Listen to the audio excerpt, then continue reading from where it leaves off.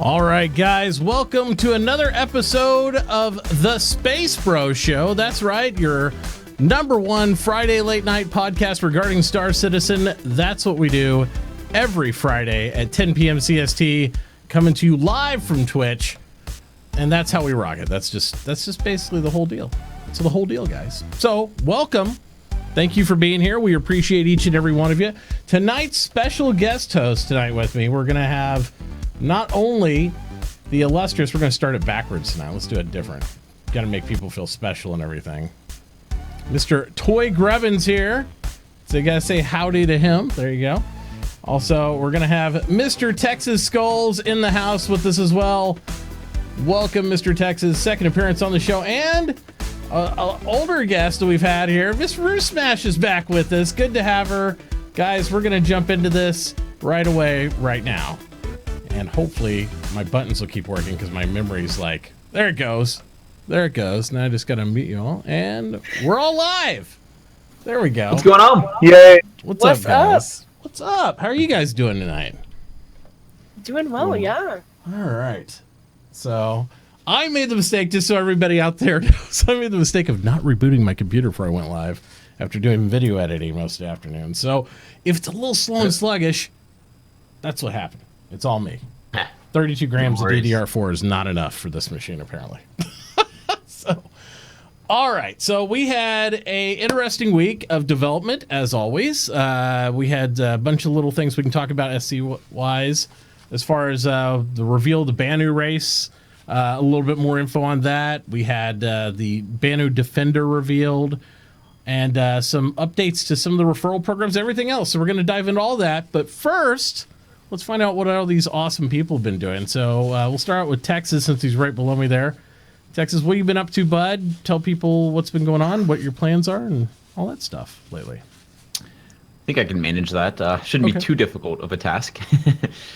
Just streaming, really. At the end of the day, got accepted to a stream team, an unnamed stream team recently, and small stream team too. Very small. I think there's only a few, like 5,000-6,000 million people there. nothing too crazy, nothing too major. There you go. But no, I'm going Congrats to DreamHack on that, by the way.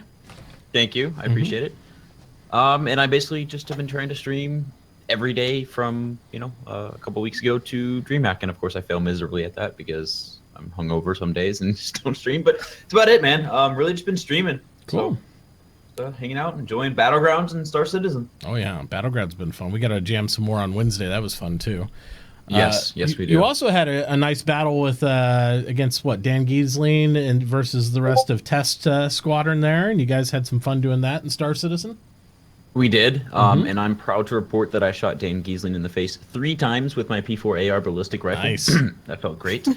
And Test Squadron pulled in the victory. Nice. We have papers. Yeah.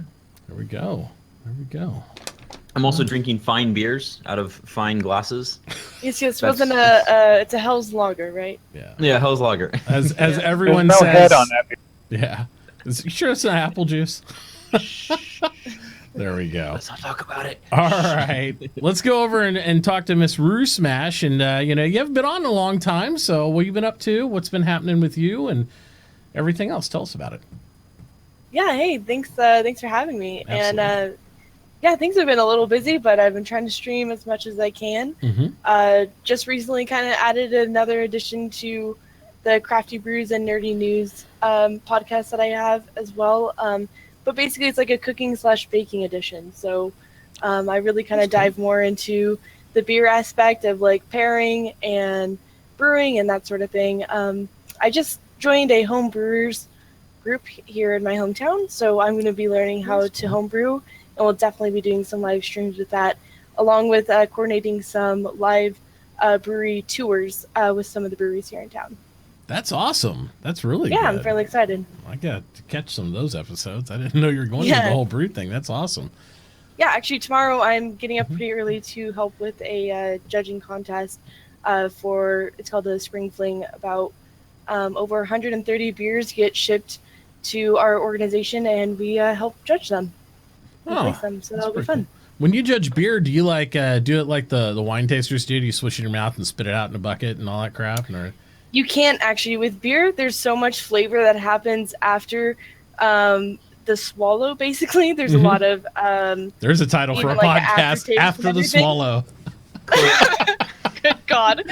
Love it. But yeah, you can't actually you have to actually fully, drink the beer and everything to actually properly judge beer. So yeah, it actually gets quite fun after about an hour or two in. Yeah, I could just think of the amount of party foul if people were spitting out beer, where I'd be like, what the hell? What's going on? Or how smashed you get. Yeah. Yes, so smashed. Yeah. But yeah, I've been doing that, and then lately been diving into some Warframe on top of Star Citizen and some Overwatch. So those have kind of been my 3 games I've been playing quite a bit. Oh wow! If you like Warframe, I have a streamer you need to go check out for sure, and that's Miss Smashley. She is the Warframe goddess. She is fantastic. Yep. Yeah, she's partnered with Warframe, which is great. Absolutely. Yeah. She's my girl. She hooked up she helped me over the phone for 12 hours, hook up my whole audio setup. She did the whole thing. Geez. Yeah, we sat on the phone the whole time. She's like, now plug this in there. I'm like, wow. You're spending a lot of time helping me with this. Yeah, she's super awesome. Yeah, she's great. She's really cool. All right, let's go over to Mr. Toy Grubbin. How you been, brother? What you been up to? Been good. Well, not much past few days. Been getting some summertime, getting ready for summertime stuff around the house, getting the pool ready to go since it's plenty warm enough here in Las Vegas to go swimming. So, been working. Housework, man, that's nice. When you have all those other outdoor items you got to deal with, it's a lot of stuff. I am relieved that I am maintenance free at my house, even though it's a small townhouse. It's like at least I don't have to worry about cutting the grass. Well, that's we're one of the very few houses left in Vegas that have grass. I was gonna say you're probably out there fighting the good fight to even keep it. Yeah, pretty much. Right on. Throw some dirt on there, then you call it a day, man. No more mowing. Yep. Just put the sand, make it a beach. It's all over with. Yeah. That's the way it goes. Good Lord. Pretty much.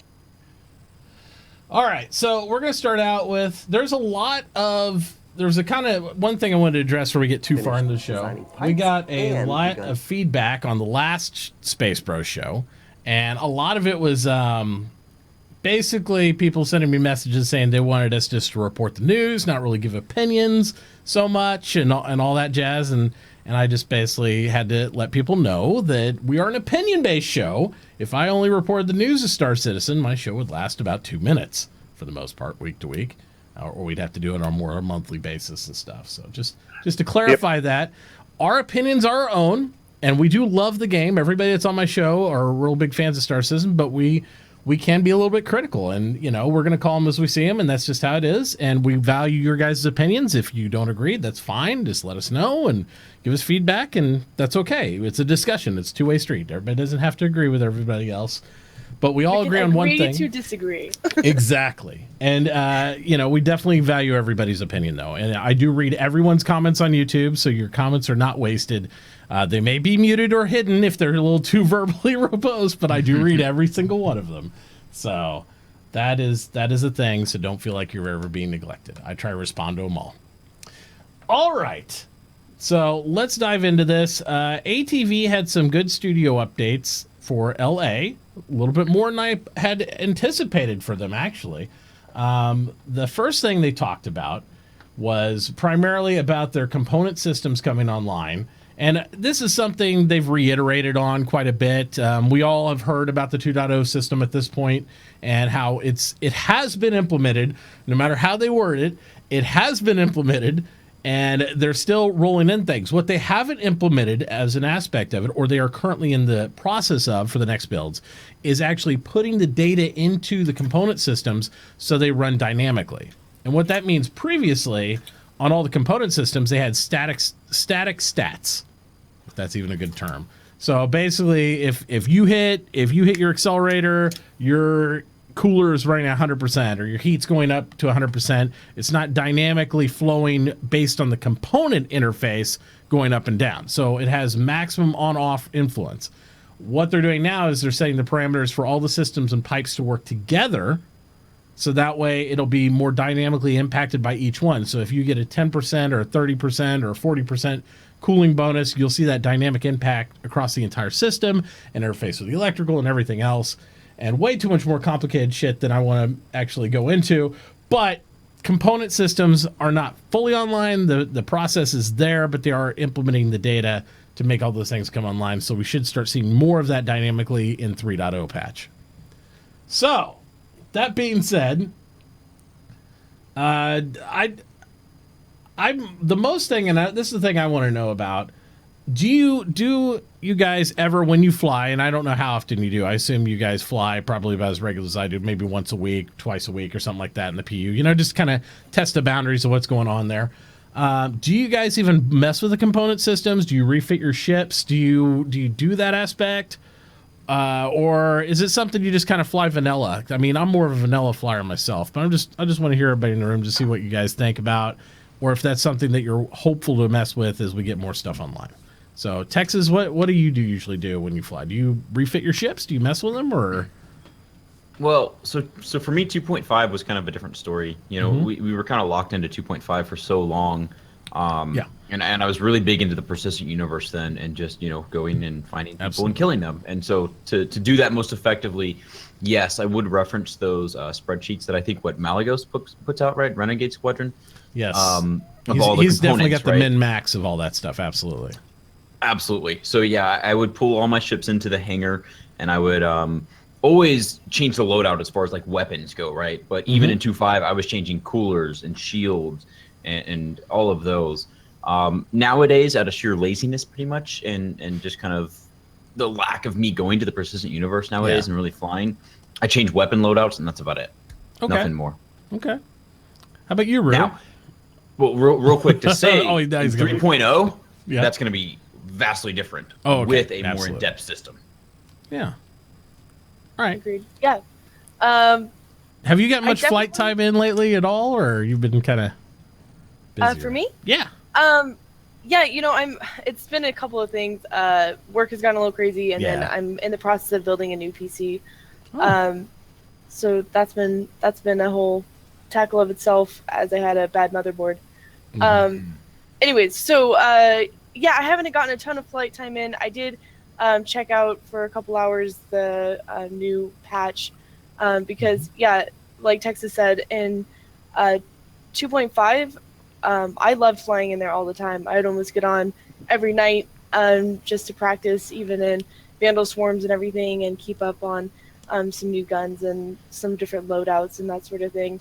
2.6 definitely was a little hardening in the fact that the flight model had changed so drastically, and it just kind of like sucked when I was like kicking ass, and then it would just went to like I was just floating off maps. Had to relearn it all. Yep. Oh, it was so irritating, and so yeah, that was a little hard, and it just kind of like cut my self-esteem of flying down a little bit, but it's okay. I think the new patch has definitely kind of fixed a little bit of that. Kind of found a nice medium in between the two flight models, and yeah, I definitely go in there, especially on the ships that I fly regularly, like my Warden.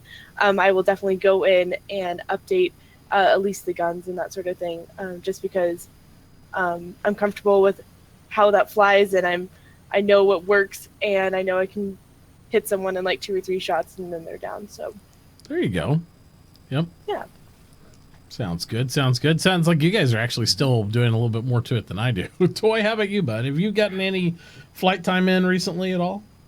Yeah, I never changed anything out until just recently, and now I'm changing everything out. So I've started to, and especially, like Texas says, 3.0, it's going to be a whole new ball game with that stuff. So you will definitely need to start doing that in 3.0. Absolutely, with the component systems coming online like they're talking about here and everything else, I think that will be. I guess it's also one of those aspects for me that I'm kind of waiting for Dumpers Depot to come online, because I want to buy my components in-game, actually, instead of having to go out to the website and do all that. I did that when I first started, and I just got burned on it. I was like, let's buy all this crap and then we'll see what fits and what works and all that. I want the good old hover over menus like every other MMO has, where I can see how it impacts my ship. You know, I want those type of things. Like, is this better or worse? I mean, dumb it down for me. Everybody else can min-max and get out the statistics calculators and all that crap. Maybe I just need to see if this is better and see what the positive and negative aspects are. Like, does it take too much energy? Do I only have like maximum power for 5 minutes and then I'm dead in the water if I maximize all my weapons and engines? I mean, those are the type of things I want to see dynamically on a graph as you hover over each component for a specific ship. That'd be cool. Are you saying that people don't typically build out spreadsheets to measure that stuff? Oh, they do. There's always going to be spreadsheets. I just don't want to read. Okay, I was like, I don't want to read the spreadsheet. That made me feel weird out there. Yeah, I don't want to read the spreadsheet. I want to hover over shit and make it easy for me, because then it's easier for me to explain my friends. I mean, I've done the spreadsheet game of EVE Online, and everything was a fucking spreadsheet in that. I had like books of spreadsheets and windows up of spreadsheets, and we had to calculate out mining for 50 people mining at once, see what people's share was and all that. I don't know, could just hover over the weapons. I mean, there'll still be min-max spreadsheets and all that stuff and calculations in this, but I think as advanced as this game is and what other games have offered, especially with weapons fittings and stuff in some of the other games that we played, it would be nice to have some basic information of how it impacts your overall model ship based on what you have. I mean, I totally agree. And I think, you know, obviously that's going to be coming in because they did talk about, you know, in-game purchases and that sort of thing, and ATV. But yeah, at least having, you know, I mean, every game has that, even with like guns or armor or whatever. It's always like kind of the up and down arrow of better, worse, or what. Yeah, absolutely. Well, see, it's disjointed right now. What I want to add is this video loop that you're playing right now. What I want him to add is I hate going down through a list of 100 items, especially most of that stuff on that list isn't even a component you're trying to change out. What they should have is, say you want to change out like your cooler, then only your cooler should show up. And maybe not coolers from every single ship, just your extra coolers, you know what I mean? Or your favorite coolers. Like if you have a new type that you want, or if you have one maybe you put in a super collider down the road and it's modified by a percentage, maybe those are something you could flag on the list. But I would like to hover over my inventory like that, and then I see like an image of the ship on the side over there. Like maybe it shows, okay, this is going to redline your other systems, but you can put this in if you want. You can still do what you want, but I want to see the overall impact of the ship. And here you pretty much have to figure that out of game and know what's going to go in there and snap it in. And to me, I understand that, and there's going to be some hardcore people that want to do that, but I mean, I want this to be wider open for a lot of people. I want people to be able to come in there and feel comfortable about, well, you know, I'll buy this cooler and do this. But I don't want it so linear that if I just buy the most expensive thing, that's the best. I still want it dynamic. But to have that type of dynamic and have people actually utilize it a lot, I think you're going to have a little more information, and they'll get there. I mean, like I said, this is just first implementations. I'm just happy to be able to buy the stuff in game when Dumpers Depot comes online. Right. And actually have it work and do things, right? Yeah. That would be great, because instead of like restart the client. Everything they make us leave the universe for, to me, takes away from the game. Yeah, it's too disjointed right now. I mean, you have spreadsheets, right, to see which one is the best, because you're not getting that information otherwise. Then you have the RSI.com website where you have to buy it, and then you have in-game where you actually have to equip it before you can even use it, right? Absolutely. And you have to do that from your hangar or from the ship customization screen. And you still can't save a fitting loadout. Like, if you have that in your inventory, you should be able to save a complete loadout. And they're again, to be fair, they're planning all these things. I'm just saying I'm personally excited for seeing some of that come online, because it will come. I mean, that's just common stuff. Chris has already talked about it. It will happen. I think the more they focus on some of that stuff after 3.0, the better off we're going to be. It's like one of the other things. They're having all this come online, but the one thing that really confused me that they haven't really talked about real recently was the party system. And then when I looked at the overall doc, which we'll talk a little bit about the schedule here towards the end of the podcast, but one of the things I noticed on the doc was they did not really talk about the party system until 3.1 or 3.2, which I think the party system, it's pretty important. I mean, it's a multiplayer game. Yeah. You would think we'd make it as easy as possible to link up with people, especially when they used to have party systems that worked in the beginning. So that's really odd to me. But hey, I'm sure there's some technical thing that I don't understand, because I'm not a game developer, on how they could implement that or make that happen on their end, or why they have to wait. You know, maybe these are systems they have to come online before they worry about revamping the party system. But I They'll all be integrated into the orgs 2.0. You know, we talked about Mitauchi at the start of this show tonight. You mentioned the test gaming versus WHP battle that we had.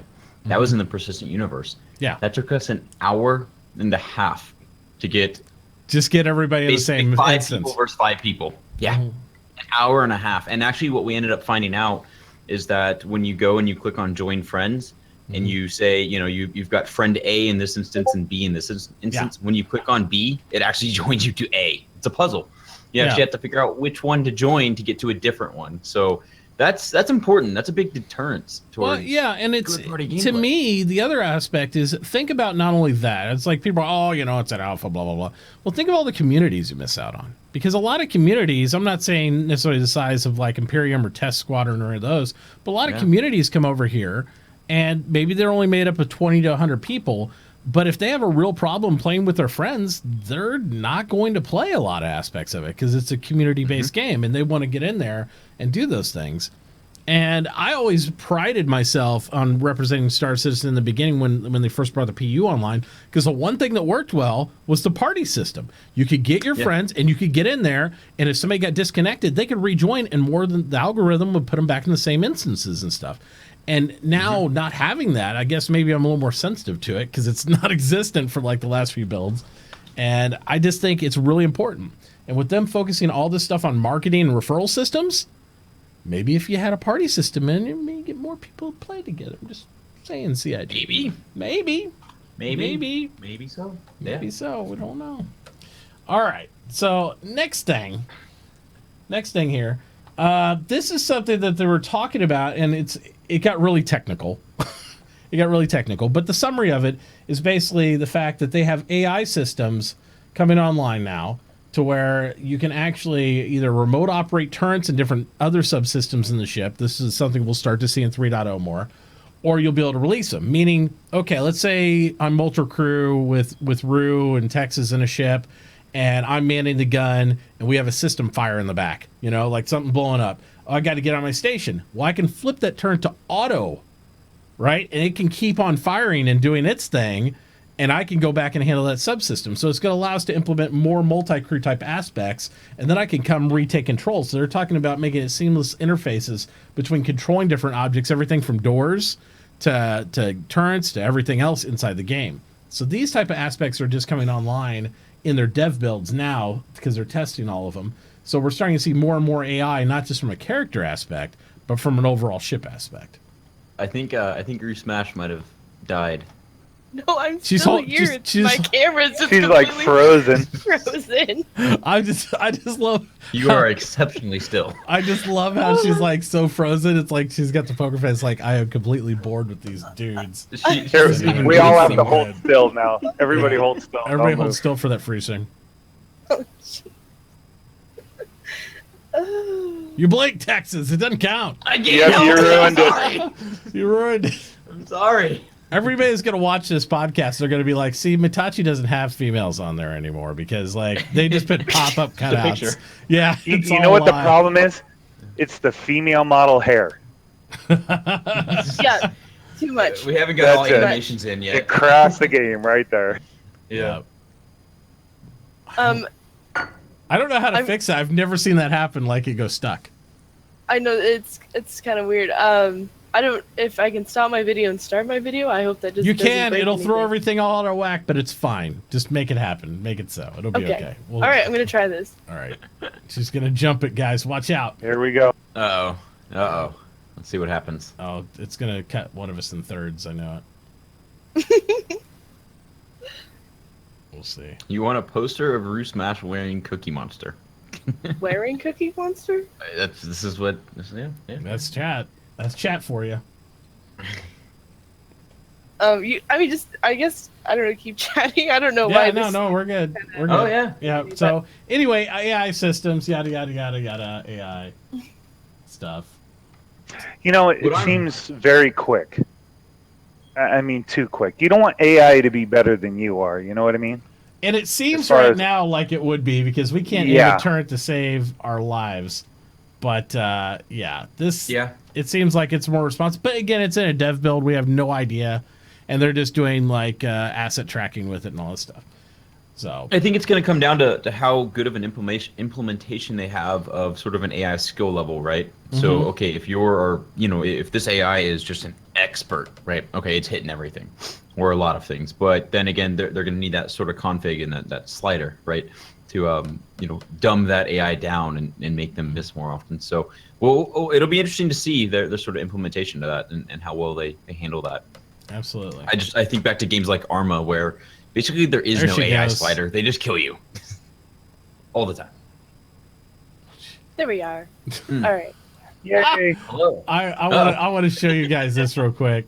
This is so great. Let me hang on. Let's see if now she's taking over my screen. Toy, you she's cut the screen. There's two roos. She's two roos on the Zoom. So she doubled down. She's like, all right, now we're balanced. No, we're good. We're good. You can continue now. Move along. Just wanted to make sure. It miscropped all the room. Now everybody's in different windows. Look at this. I'm so sorry. No, it's Why okay. am I Chris? Thank you for this. I appreciate this. Oh my gosh, this is so good. I am now Chris Roberts making very strange face. Yeah. Mitauchi's like never again. Bruce is so never funny. coming back. Yeah, just ignore the names. That means everybody has to talk. Toy is no god. Yeah, that's the way it's gonna go. Is Toy and Toy is Texas. Oh my goodness. Let's see. It's a success. Interesting. It's the most interesting strum ever. Hang on, let me fix it. Oh my god. Just blame Roo. So real quick, as you Go ahead. That TexasSkulls, we could talk a little bit about DreamHack, so that Mitauchi might have a minute to focus on that. If you would like, we're both gonna be down there. I will be coming in Thursday night, and I'm excited for everyone who's gonna meet. I've been actually helping plan the VerseCon, and so I'm actually gonna be probably meeting up with a bunch of people while I'm down there. Along with, I've never been to a DreamHack before, so I'm excited to check out. You're a little close to me. Wow.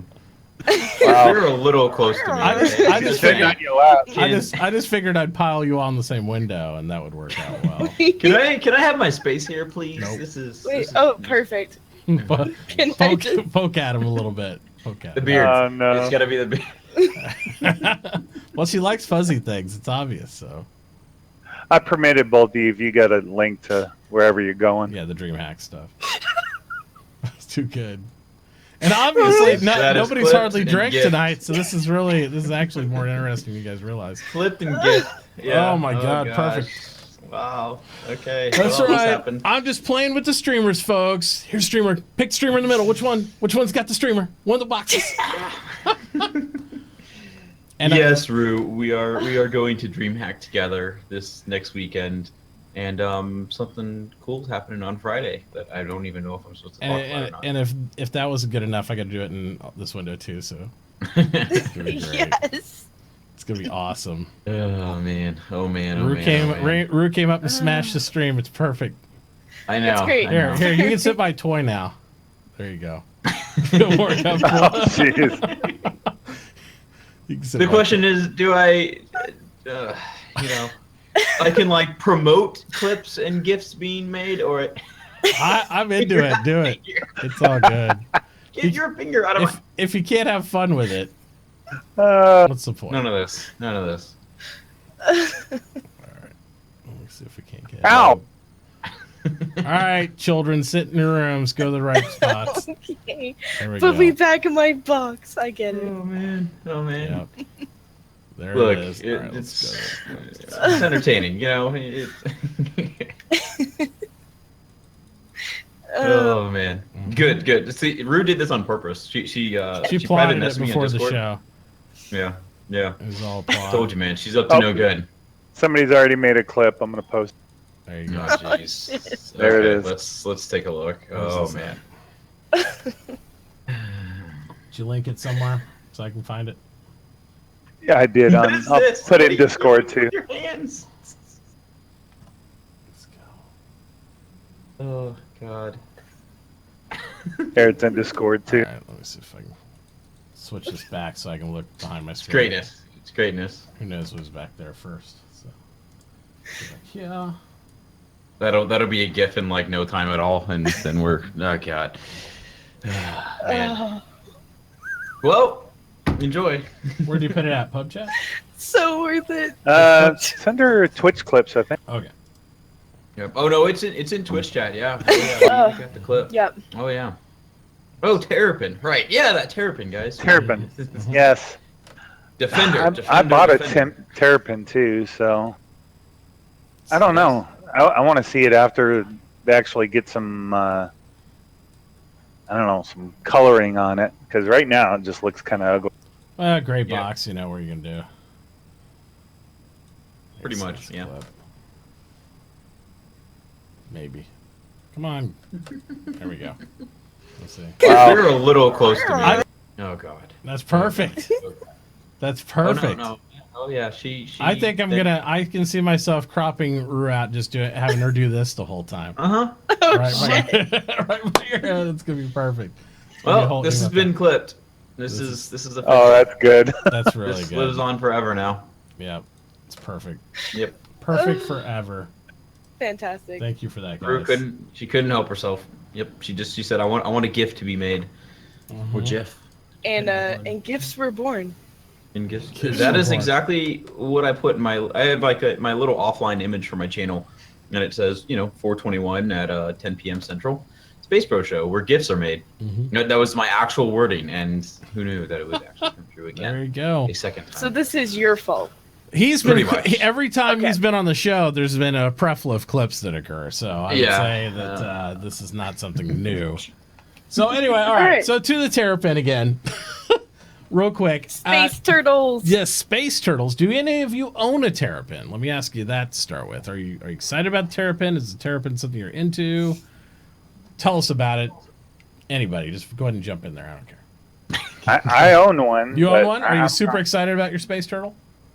I don't know. After watching this video, it really looks.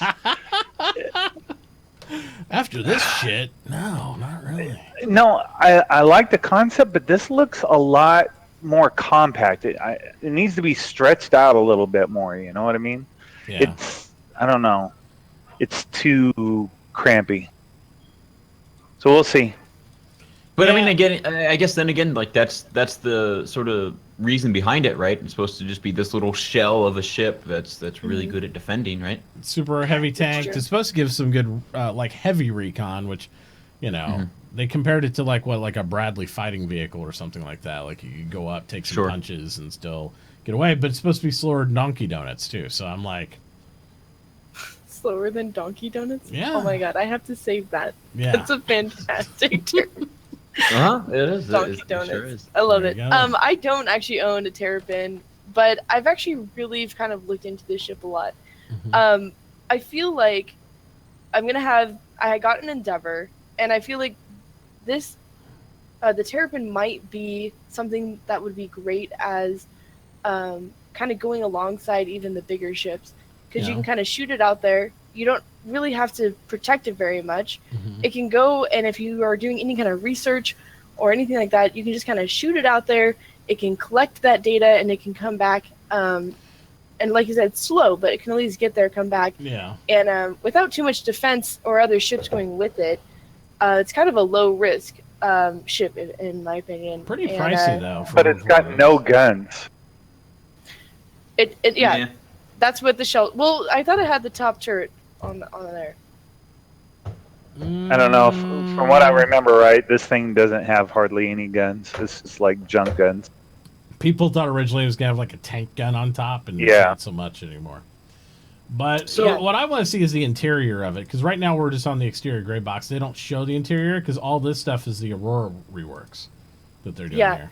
Well, really, the only interior thing was just a seat in the center. That Well, was you it. you That's actually had basically two. You had a forward seat for the pilot, and then you had the Yeah. scanner in the middle. So two-person craft.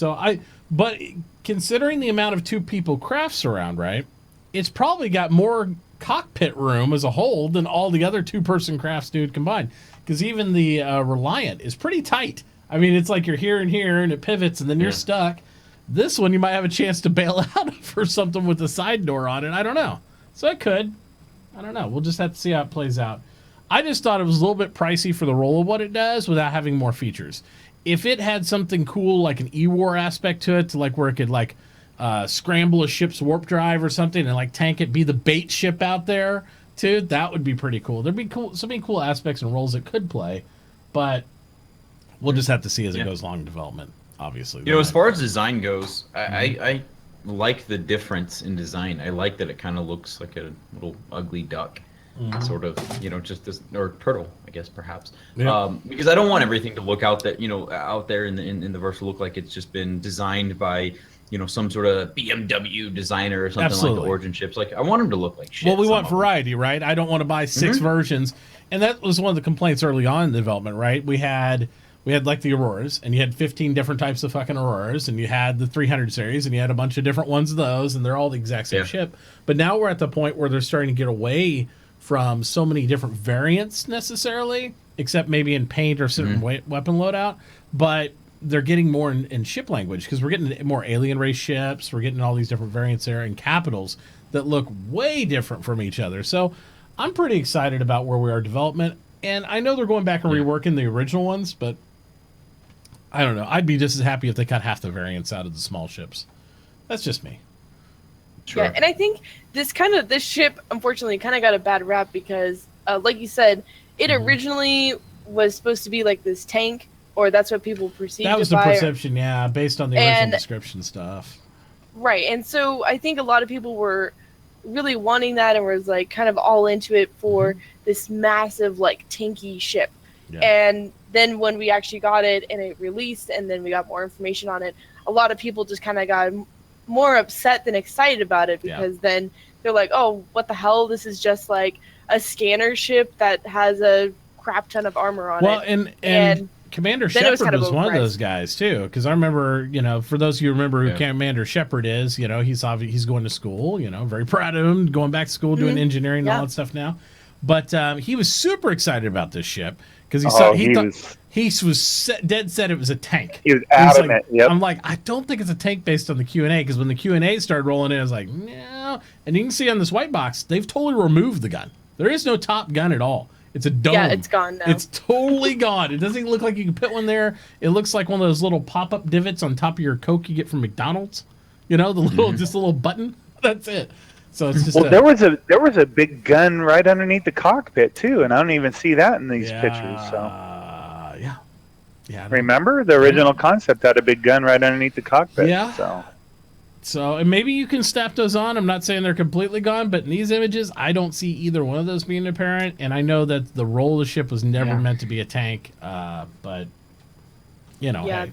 Although a cool thought would be, wouldn't it be cool to have a ship like this that was like a amphibious ship that would also go on land? Like you could go and like roll out wheels. It could like float real slow, but when it hits the dirt, it'd be like an actual tank on the ground. Like they don't have a spaceship that's actually a land traversing vehicle other than like, you know, the Dragonfly, but it's more of a speeder bike. I'd like to see a ship that hits the dirt, wheels come out, and it starts rolling on tracks or something. That'd be kind of cool. But other than this, then we got the Aurora rework, which, meh. I mean, you know, it's an Aurora. Like, what do you expect? It's like the freaking Hondas of the world, right? Yeah. It's supposed to be that starter ship. Everyone can grab it. I mean, don't get me wrong. It looks cool, the new build on it and everything. Looks better than what it is now. I will say that.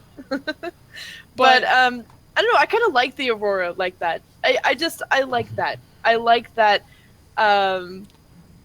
You know, quick grab a ship. I need this. Let's go.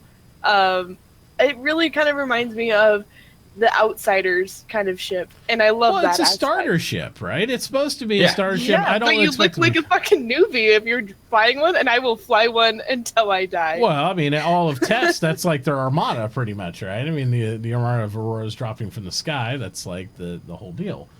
But look, do they fly in a straight line, and do they explode on impact? That's what I care about, okay? I don't know if anything... Beyond that, it's fluff. I don't think anything in Test flies in a straight line, and that's what I love about all that stuff. I think it's great. I think it's great. Well, except when I had to hit board gamer, right? I think everything's great. See, there you go. That ship was curving when it hit him. So. Yeah, it was a sliding pitch. Definitely, it's like I was on a missile path towards board gamer to blow him up. All right. Yeah. It's missiles. I mean, I feel like most of Test Squadron's pilots fly like I drive in PUBG. I mean, we get the job done, we get there, and we come in balls to the wall, and it makes it happen. It doesn't have to be pretty, right? But it works. And it works well. So I appreciate that, guys. Mitauchi. Yeah, absolutely. It's effective. That's why I love you guys over there in Test. It's wonderful. You guys are awesome. For sure. Thank you. Absolutely. To me, it's all about the beer, right? Just beer. It's all about the end results. How you get there can be dynamically challenging as possible, and it's still a beautiful thing when it happens. There you go. All about my Hell's Lager that I'm drinking right now. There you go. Yeah. For sure. Yeah. That Hell's Lager. yeah. That I'm out of. That's crazy. That's super fancy Hell's Lager. All right. So before we get into the more socially ambiguous aspects of the stream, because there's like a lot of complaint stuff, I do want to touch upon a couple more things that are beautiful and that I really am super hyped about, and they keep teasing us with it, and I'm just like, I don't know. They're gonna tease. You guys are prepared. They're gonna tease us with this planetary crap and the moon crap all the way for the next 2-3 months until we get 3.0. They're like, oh yeah, we're testing planetary tech here, and look at this sexy planet. Oh yeah, and you can do canyon runs. I'm like, QA doesn't want to leave work because they're having so much fun with 3.0 builds. I know, right? Wow. I'm like, motherfuckers. Can I be QA? Yeah, I know. Can we do QA for a day? Because I would love to do this right here. See you, Justin.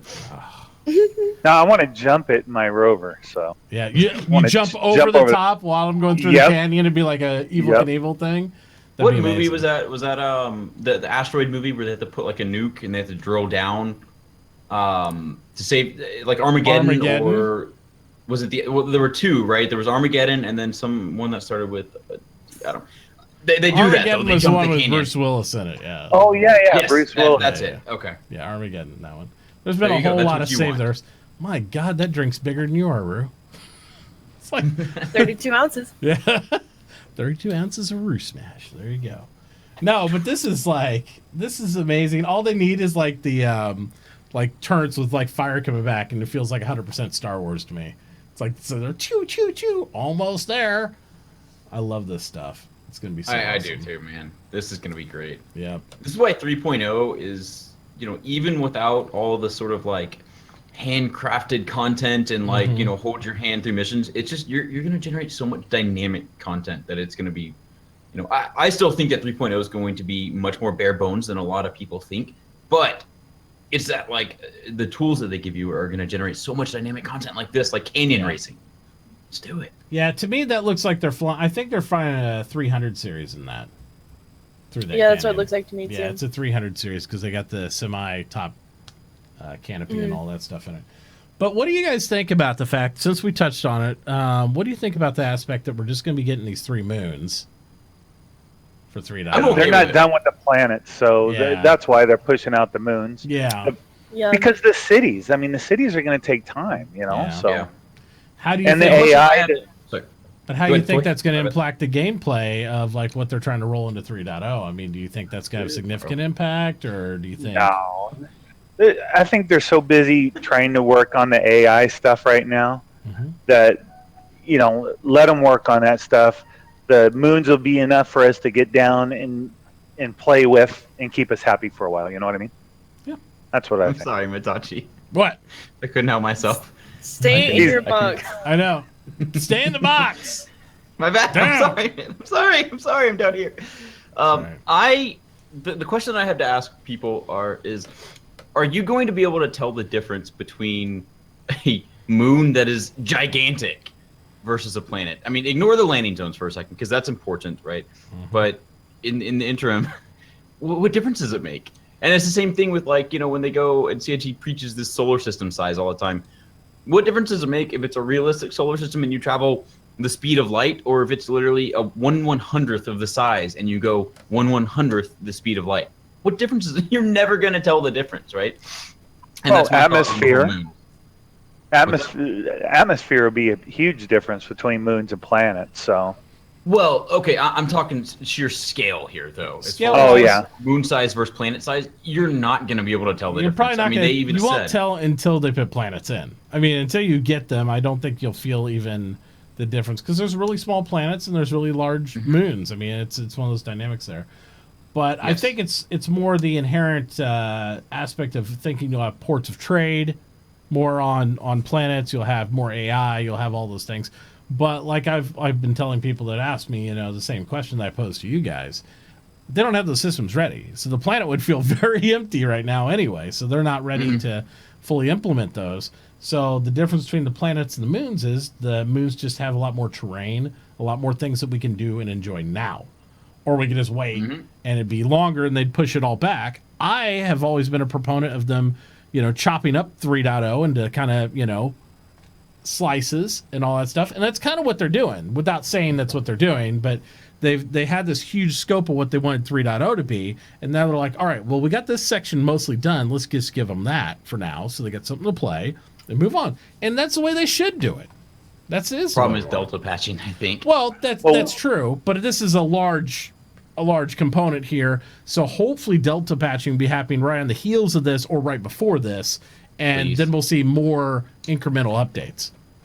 That's my hope. Well, they also said that one of the, I couldn't remember if it was ATV or where they mentioned it, but they basically said their big problem isn't procedural planets now. It's the handcrafted stuff they need to put on. So that's the moons are going to be basically, like Mitt said, a blank slate there. Yeah. No, there won't be a lot of handcrafted stuff on those. Sure. So it gives them more time to work on the planet. They could, but I mean, also, Who's to say that a moon doesn't have an atmosphere? Who's to say that you don't, that you actually haven't colonized a moon, right? Hell, look at the Expanse. People live on the moon, right? Why is that not possible here? They have terraforming, right? That didn't work to me, out the only difference is that. Yeah. But I mean, like, to me, the only difference is that a moon orbits a planet, which orbits the star, right? So absolutely, absolutely, you can do everything you can do with a moon that you can with a planet. Granted, I don't think 3.0 is going to include any of that. I think it's just going to be here's this moon and go fly around it. But there's nothing saying if we got a delta patcher in that they couldn't put in some sort of like, okay, we're going to test this mobile base setup on the surface of a moon as opposed to a planet or anything else. They could do those type of things if they want to, if that becomes part of the roadmap where it makes sense for them. So, but I mean, this will give us the basis to test in the planetary tech. And to me, having the moon in makes more sense because there's some aspects where they don't have to worry about, right? You don't have to worry about the atmosphere. We can just get on the ground, see what kind of flaws there are there, see what kind of things they can fix with that. And then when you get to the planet side, then test the atmosphere. It's another part of incremental growth that I think they need to go through to properly develop this instead of just going, blam, here's everything, good luck, and then we have 6 months of testing just to try to get it live. I think this is a great step. I really do. So I support this decision. I mean, thanks, Tony. I just let you guys chat. No, go ahead. Jump in. Yeah, I mean, I think that, first off, I do want to say I am a little bit disappointed that they are kind of rolling some features back in 3.0, which is like, okay. And I mean, at least they're releasing something where we can try something new, because I feel like even as streamers, sometimes we are kind of a little stagnant on content right now. So I really, really appreciate that. I do also kind of say that I'm a little bit sad that we aren't getting everything that we had originally been told will be in 3.0, for instance, like mining or that sort of thing. And I feel like the planetary stuff is going to be very, very basic. And like you said, it's not even going to be planets, it's going to be like moons. And, they did mention those outhouses. I mean, I assume maybe we'll get like a couple of those that we can kind of explore in, which will kind of, I feel like, are just going to turn into more Korea maps, just blasting people in the face. Which what will would be make fun, you think that? I don't know. I just have this feeling. This have this hinge. But no, I think it's gonna be good. I do have a quick question for the rest of you. How many of you think they are gonna actually hit their deadline of the date they released of June? 29th? You hear the crickets. Crickets. Toy. Yeah. Crickets. Like I'll on a speak scale to of like clients. 1 to 5. I mean, I'm just What do you think? Because my Troy? beard is resting on this very question. Like my beard. I think they're length, going to at be least. close. I think they're going to be really close because they really want to get pushed out. Yeah. I think there's been a lot of development behind the scenes, which we've seen from all the different ATV segments, and them showing Planetary tech at CitizenCon, Gamescom, etc.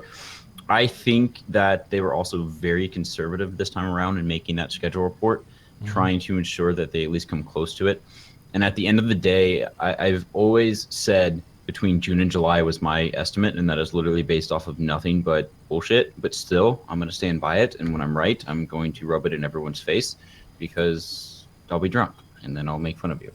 But no, in reality, I think that the month of July is basically the target where they're going to release, honestly. Yeah. Whether that's beginning of July, sort of, their June 29th date, or even the end of July, I don't think that they're going to miss it by more than a month, let's say. Yeah. Which is pretty good for CIG if they can call it within a month. I mean, based on history anyway.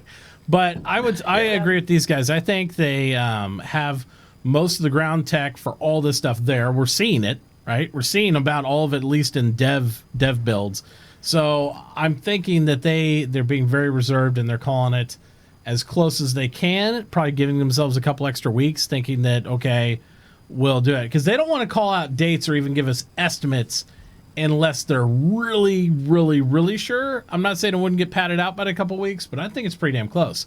They've been close on all the dates since CitizenCon that they've actually even come close to releasing to us. They're like, okay, we're going to kind of do this. Now, Star Marine, maybe not. Maybe that was a little bit 2 or 3 weeks later. A little premature. But all the supplemental builds, all the 2.5X and the 2.6X have been very close to the dates, and they're just making sure they don't drop a date until that actually happens, until they're pretty sure.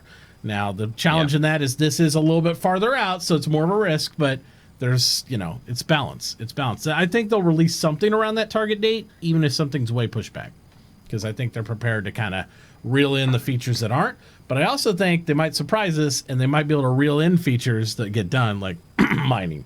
We don't know. We don't know. Like, it's so... There's no date. There's no saying it's going to be later either, right?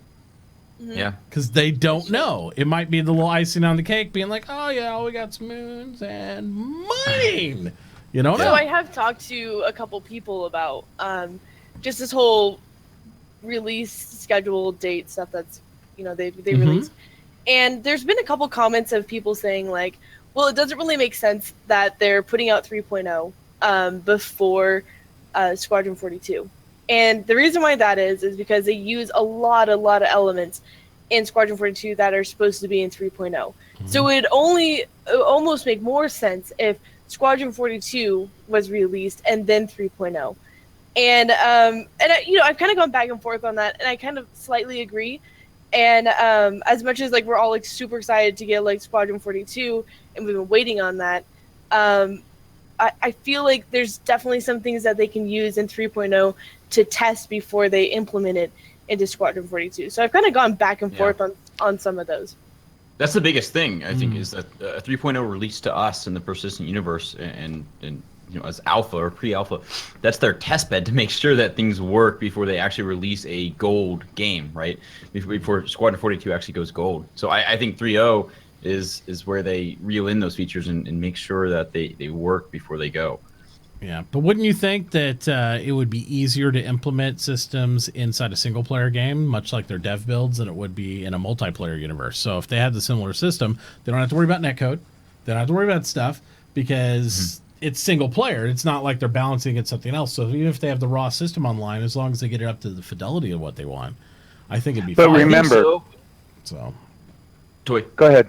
I was just going to say, just remember, though, at the end of one of these single-player campaigns, they're dumping us in this universe. So they're dumping us right into it. So yeah. I think that with a lot of the features, like let's just talk about subsumption and items 2.0. I think that they're going to need all of these big sort of behind-the-scenes, big tech asks, right, for Squadron 42, even if only in a single-player version of it. But at the end of the day, I don't think that there is a single-player version. I think that you either dedicate time to specifically create the system to work single player and then you have even more time to bring that into a multiplayer environment, or you sort of do it right from the ground up from the very beginning.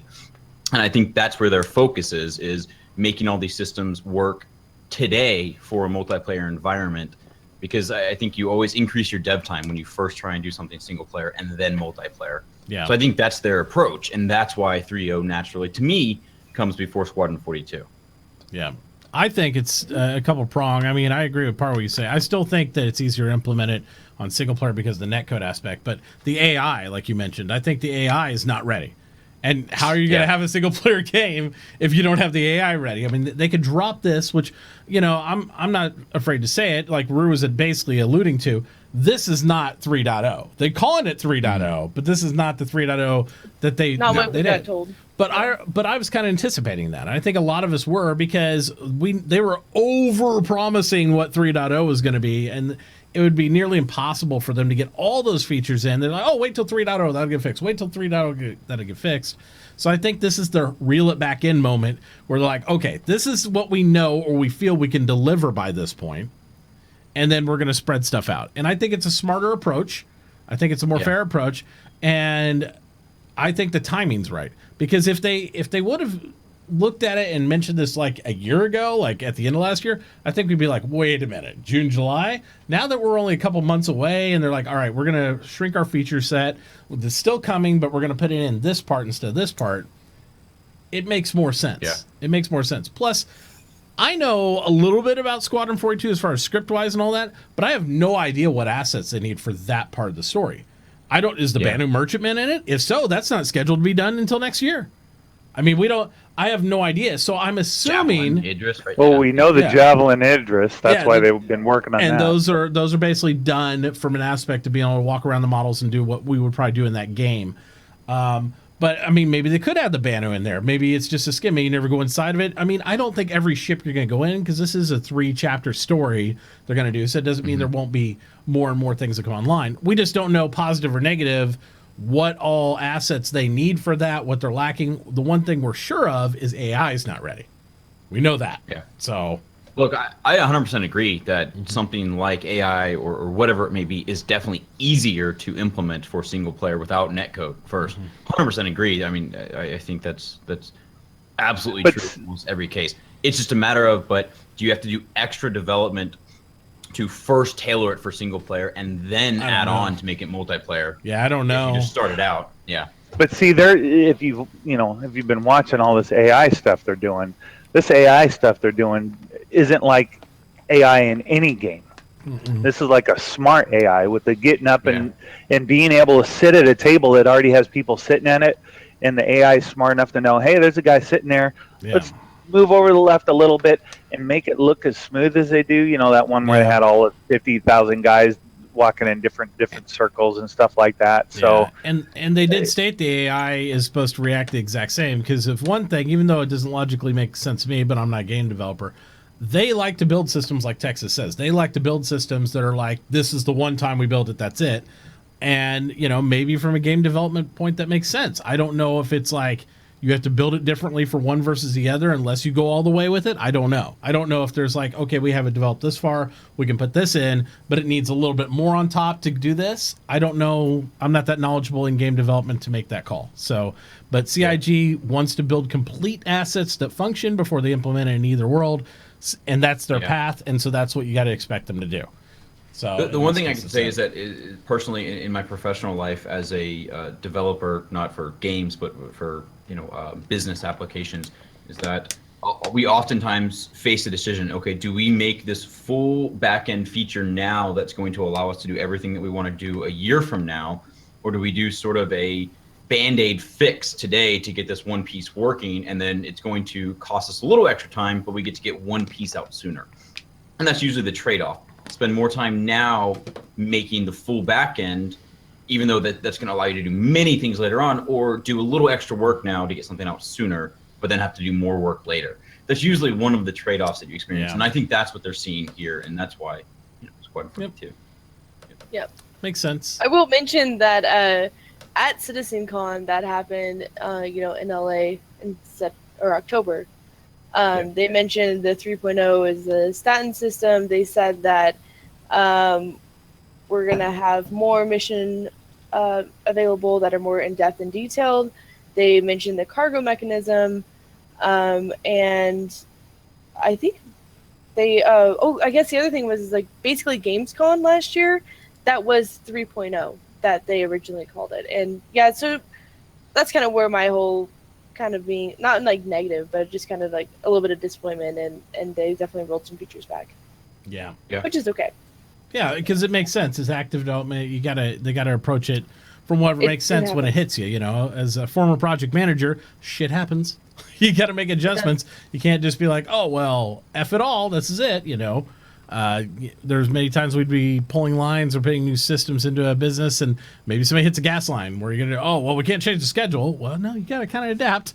Yeah, so you got to deal with real life, and that's just the way it is. Flex with what happens. And yeah, it's totally fine. Even just smaller software development projects that I've worked on before at work, even something as so simple as like, you know, adding in a date feature or adding in a this and that, just something snags, or sometimes the code isn't written properly by someone who might have left the company or whatever it is, and you just run into these snags that you didn't realize existed until you're trying to add other features. Absolutely. So, I mean, the one thing I can say, and that is my hope, is they do give great updates whenever we press them on it severely. It seems like over the last year and a half, they used to give us a lot of updates in between. Now they've given us a nice, huge blanket of updates of the entire project schedule through the beginning of next year.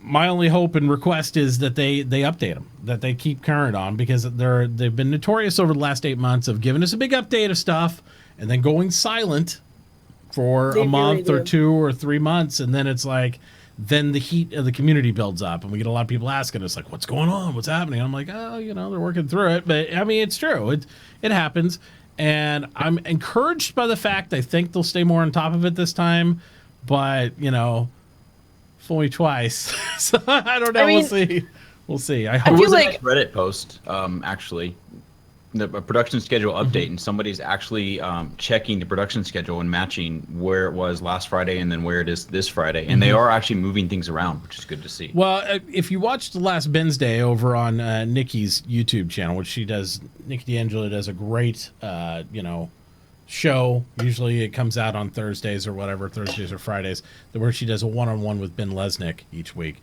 Ben says he is so relieved by having this thing, because basically you're seeing what he's seeing. You're seeing basically the Gantt chart of exactly what he's doing. As there's update stuff, and if people have specific questions, he's no longer restricted of like being like explaining and talking about it. So he can talk directly to the schedule now. And that's a relief off his shoulders too, because I mean, I think the company has finally, over the last year and a half, been able to see what's going on dynamically. But I think now that they're able to kind of be more comfortable and share that with us directly on a weekly basis, hopefully it continues. It won't be this whole, oh, we don't want to talk about that. And it makes them all kind of apprehensive and grow quiet. So I think we're going to be better. We're in a better place now.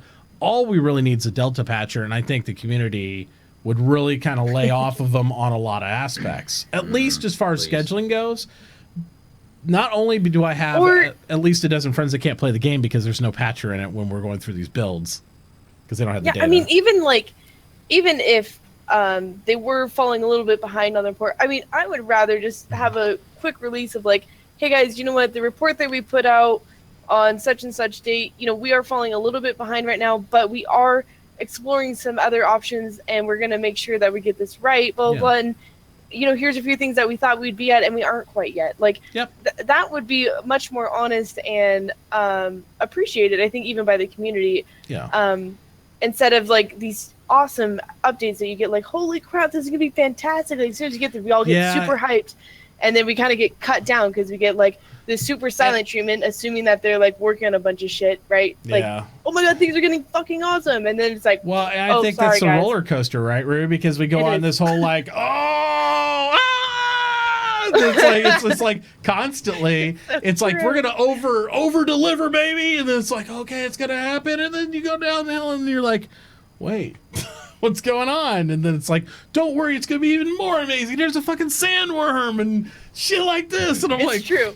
I'm like, It's, guys, really, 95% of the population would be amazed if you gave us a fucking hand mining tool. We went out to a rock and went, be like, look at this. And like hammered it. Yeah, We'd be, pretty like, much. fucking amazing. Yeah, we'd be like, oh Even my God. like a basic like inventory system, we'd be Look, fantastic. Ma, I got rocks and I can see them in my But pack. it reminds me of my boss at work. He's fantastic, but he'll always say stuff like, you know what, under promise and over deliver. Yeah. And we do that to clients all the time. And it's not all the time, but you know, we definitely sometimes on like nice projects or bigger projects, we do this, and just like seeing their face or like their reactions, they're just like, they get so blown away. And it's like, I feel like CIG definitely wants to kind of do that with us too.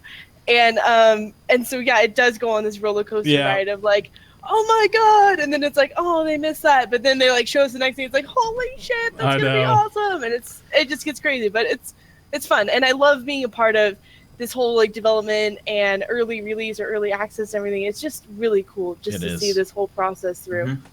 It is very cool. It is. And one day we'll all shut up when we have a game to play. I don't think so. We'll all have the memories. Like, that's the thing that like I love is like, as a streamer,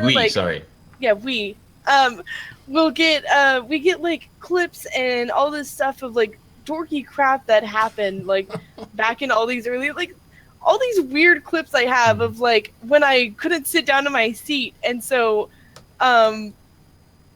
the person in front of me just had boxers on and was standing up in the pilot seat looking back at me with their ass in my face. I'm sorry, but those are clips that are probably never going to happen once we get a game.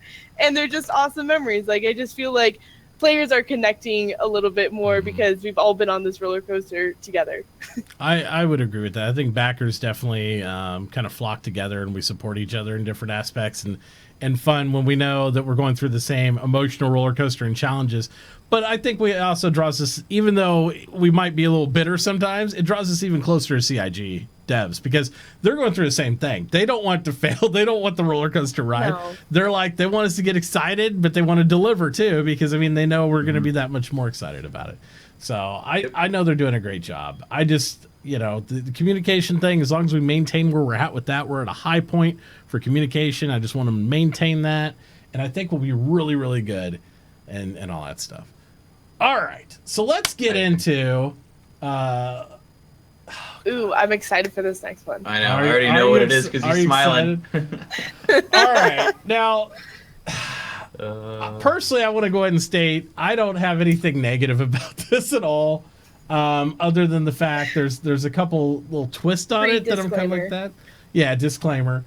But there's call-outs on Reddit, and we all know what Reddit can be like. And everything's in there. I've been accused myself of being a karma whore on Reddit. You know, post stuff, this shit post, that way stuff gets voted up and down. I'm like, not so much, but whatever. Man. We have the illustrious accusation now where people, in a minority, to be fair, because I've read a lot of the posts on there, and they weren't crazy about that. There's been call-outs about. We'll start out with the pink dragonfly.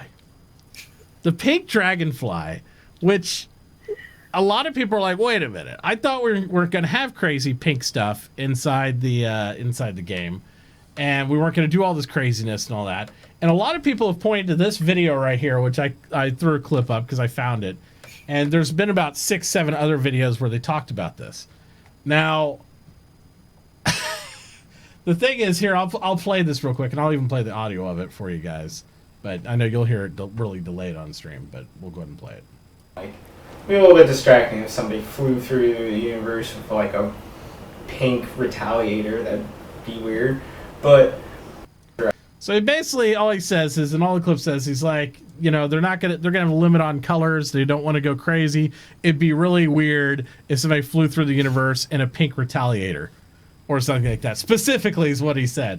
And even though I can't remember the guy's name now, but he's not a head honcho of there or anything like that. Since that time, though, and this is something I want to remind all the people on Reddit who were bitching about this and pointing this video, going, "Oh my God, what is this pink shit about?" I will say we've seen pink ships several times now. This is not the first pink ship we've heard about, and this video is over 2.5 years old. So I don't think it's really fair to just say, hey, you know, pink ships come on, we don't want these here. I think it's fair to have in game, and I think it makes a lot better target. What do you guys think? We'll start out with Toy. Tell us about your feelings about the pink dragonfly. I think because they took so much heat of not having the female character models in, that they're trying to, okay, here's some pink stuff to make everybody happy. You know, that's what I think they're doing with it. Okay. Boom. There it is. Rue? There it is. I really don't like the color pink. And that's okay. But on top of this image of the pink one, they did actually also release like a yellow one, which has a graphic, a black one, an orange one, and then this pink one. So there was a couple of them, and they added this graphic on there. I don't know. It looks cool. Like, I mean, it kind of shows a little bit of the customization. I think it's a little weird that you earn a pink one in the rewards or the referral program that they're doing. And we can get to that later. But, I mean, it adds variety. I feel like it's fine. It's like a smaller ship, so the pink's not like overpowering. I mean, think if you have like a motorcycle, right? That's kind of what this is. There's a lot of colors in motorcycles than there are compared to like a car or a freaking like airplane, right? Absolutely. So maybe they're kind of showing that there's going to be some color variation or more color variation in smaller vehicles than there are on like our larger spaceships. I mean, that's totally a possibility. Perhaps. They haven't really shared a ton of the coloring schemes or whatever, how that's going to work. We might just have a selected few, kind of like I'm thinking of like the skins you can get in like Borderlands 2. Even though there's a bunch of them and there's all different kind of fun colors, you're a little bit limited. You can't really customize the colors. Or is it going to be where you can, you know, have a scale and you can adjust the hue and the saturation and everything? I mean, that's just totally separate types of, you know, putting colors on your ship. I don't know. It's not bad. It could have been worse. And it's not that big of a deal. It's a dragonfly. They're like supposed to kind of be fun anyways. Okay, Texas, what's your opinion of the beautiful pink dragonfly? He loves it. Just yes, yeah. Thank you, RooSmash. Yes, I love it. No, man, I gotta say I don't really care. Like at the end of the day, I've never wanted to go out and buy skins or anything like that. I just don't care. I just want to go shoot people, basically. You know. Yeah. I think the star kitten is just absolutely absurd and ridiculous. But am I gonna throw a fit about it? No, I just don't care enough. And be prepared, this isn't the first character or the only character of Star Kitten. There'll be more, they said. So yeah, that's what kind of weirds me out. The characters, like anime characters within a game. That kind of is weird too. Well, let's dive into that for a minute here, because this is one thing that was created by another member of the community at some point. This image we put up here, and this has been a while back where they were talking about different images. And I remember this. And I love the look of this. I wouldn't ride it, but I think it's badass looking. You know, that hot pink. I've seen some amazing, like, you know, Mustangs and stuff, classic cars painted in these like candy colored pink stuff, and I think they look kind of cool. I'm a little concerned with the whole Star Kitten thing, or the Star Kitty, or whatever you want to do it, because this whole image here. Where are they going with it? Well, look at this. If you look at this image that a player made, right? I think a player made this. Anyway. Yeah. It says Hello Kitty on it, right? It's on there. Somebody did that. So I wonder if that stirred the mind, like, oh, we should make our own anime characters there and grab that stuff. Well, I mean, they got Big Bennies. Well, they could slap a Big Bennies on the side, you know. But well, they do. That's what the orange one is. But where's another Big Benny's? Like, I don't see them drawing that off as something so directly. This looks so much like Hello Kitty, because my daughter's into this shit. That looks so much like Hello Kitty on their little anime on the bike, stuff like that. I'm like, I mean, what's their target audience? Are they targeting like 7 to 14-year-old girls? I don't see that. It just doesn't play to me. And I get the whole anime thing. I have a lot of friends in anime, but I don't know. Well, it seems left field to me. If you think about it, though, Hello Kitty is actually huge in Japan, even for adults. So yeah. And I know that like we don't have studios for Star Citizen really based in Asia, you know, in Asia or Japan or whatever. Yeah. But I mean, it does kind of look like the Big Benny's kind of art. in my opinion. And I don't know, like, it does. First off, as a female, we don't even have like female characters in the game. This is something a little bit. Do you think this is direct marketing at females, though? Do you think that's their intent? I don't think so. I mean, I think maybe in an aspect it is a little bit for females. You know, it's pink, it has a cat. All right, like, we get it. But at the same time, like, I don't know. I mean, I have a cat, but I don't like pink. I don't know. Is it that big of a thing for me? Not really. And I'm not going to name names, but I did have some other female gamers that they're not big in the community or anything like that. And they mentioned to me that they felt a little bit taken back by this. Like, are they seriously trying to target me? You know, like that, like all girls like pink and Hello Kitty and this. I mean, you know, they were kind of offended by that a little bit. I could totally see that. Yeah. And so I mean, I don't know. I mean, I'm not offended, but at the same time, it just seems like, oh shit, we should probably cater to some females. Let's grab the two most generic things that we know about the female race and slap that on a dragonfly. Sex. Yeah. Yeah. Sex. I mean, gender, sex, whatever. Yeah. Race. I'm just saying race. Like, I feel like we really kind of got like alienated. You know what I mean? So. Like, it just kind of feels like that. We were just like, kind of a little bit of like a second thought. Like, oh shit, we should probably do something for these. I'll say two things about it. The first thing is that, you have to understand, right? Or people have to realize that this isn't, the military, right? Where everything is gray or this or that. These are people's personal ships, right? And just go drive out on a, street, right? And you're going to see all sorts of colors of cars. And that's what these are, right? These are people's cars, not just the Dragonfly, but, all of the other ships, like Constellations. That is somebody's personal spacecraft. Yeah. So that's just, people like to customize things, and that's really not what to expect.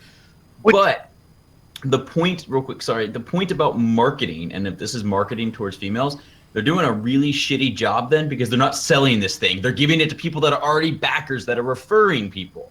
So that's like counterintuitive. If they want to market it towards females, like if that was their actual intent, then they should sell this thing and not put it behind. And who's to say they won't? Maybe that's something down there. We don't know. Maybe they do. Which is going to piss off everyone in the referral program. The referral program, I don't understand. Like, am I going crazy? Or I'm pretty sure I saw an image of an orange one with the Big Benny's bull on it. I have not seen that. Yeah, I think you're going crazy, Ruth. I think you're giving them ideas now.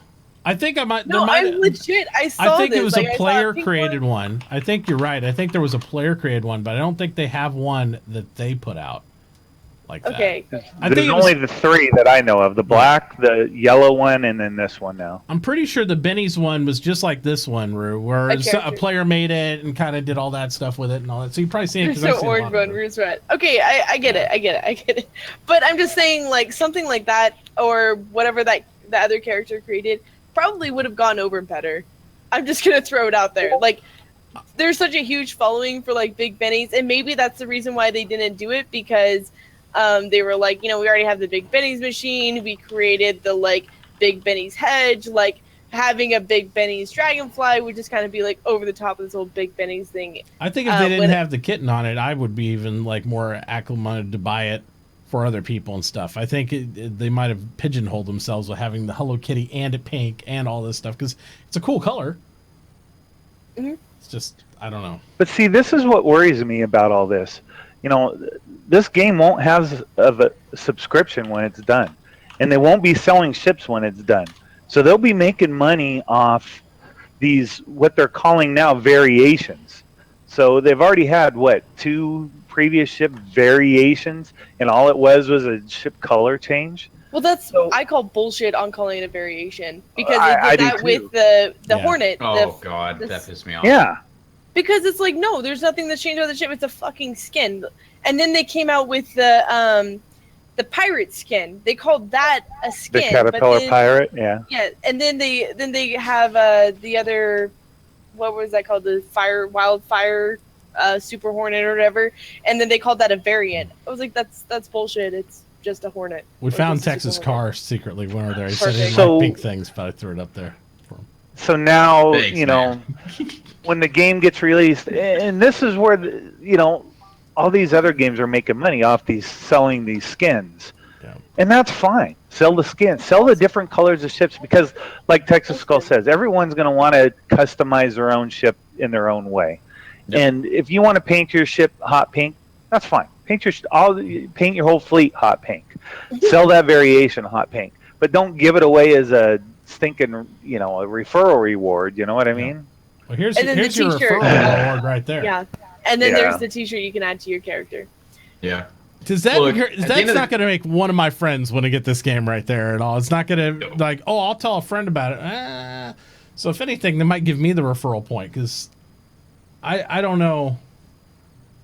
Couldn't they just made it a space dude or a neutral space, like either thing? Or you could get what's the point of making it like either or? Why couldn't it have a male anime guy and like a little feminine one? You could choose. I mean, why is it got to be all one? Well, how about, like the new Gun the Preacher line, right? So get a preacher on there, kind of like a, guy with a gun in a preacher outfit type of thing, I don't know. I just don't like the fact that I don't understand this in lore or anything, and I'm not a big lore guy. It just seems so left field from the whole universe to me. I just don't understand. It just seems like, oh yeah, we didn't do any anime stuff. Blop. I just don't understand it. It's just kind of that. I mean, if they wanted it, it's fine. I don't have to have it. I don't have to wear it or anything, but it's just, I just feel like thrown off by it, I guess. I'm just like, don't understand it, marketing-wise. I mean, if you think about the other shirts that they've put in to the game, or even, because those shirts have graphics on it, right? Yeah. There was nothing really like around that. Like, I think the reason why it's getting so blown out of proportion a little bit is because they're like announcing it as like, this is part of the referral program, and blah, blah, I think blah, so. and all stuff. Because there's so many other t-shirts in there that actually are like total bullshit, and they kind of say cheesy crap on it, and no one cared. They got an Obama one. They got a exactly. I think they're forcing it. The Punisher one. Punisher one. Yeah, I think they're forcing it here because Big Benny's, we got to remember, grew organically, right? They had the two machines, and people made a big deal about the Benny's machine, so then they kind of added to it, and then they did all this. What they should have done is snuck these different shirts and characters into the game, just in the clothing department, and see if something took fire, and then jumped all over that, like, oh, this is the thing now, and all that stuff. I think they're forcing this too much, and that's why they're getting some negative feedback on it. And that's it. If you're going to do a referral program, I think, in my opinion, you want your rewards to have as much mass appeal as possible. Yes. Something like this and a pink dragonfly and all this crap, it's just not mass appeal. What is wrong with just giving UEC for a fucking first tier referral? Why not say, hey, you get 1,000 UEC for your first referral, and just doing that? I don't understand. Or the ship packs. The current tiers are fine. Yeah. But you don't just do that. It has mass appeal to everyone. But sell this in the store. I don't care. I don't care if they sell skins. I want them to make money so that they continue developing this thing. But for a referral program, this is just stupid. Yeah. It's just stupid. I just don't understand. I'm done. Yeah. Tell us how you really feel, Texas. It's stupid. That's how I feel, RooSmash. Good. Okay. Glad we got that out. And again, my issue is more the character than anything else, and the way they came about it. Just like the whole marketing thing on it, I just don't understand. I mean, there's a lot cooler characters they could have put on T-shirts there. They could have done all sorts of different things, and that would have looked like a SpaceBro. That would have looked a lot cooler. And it's like I would like to draw a point of They copied you, Mitt. You know, what's actually interesting bringing this up, so in Warframe, as a partnered streamer, you can add your logo as like one of the sprays, like that you can put on a wall, or it's even one of the little icon things or whatever. So what I find interesting is, would we be able to upload, like as streamers or partnered, I don't know if we would be like partnered or whatever that could be, but that's a whole nother can of worms to start talking about partnerships and affiliates and stuff on Twitch. It is really, we won't go into that tonight.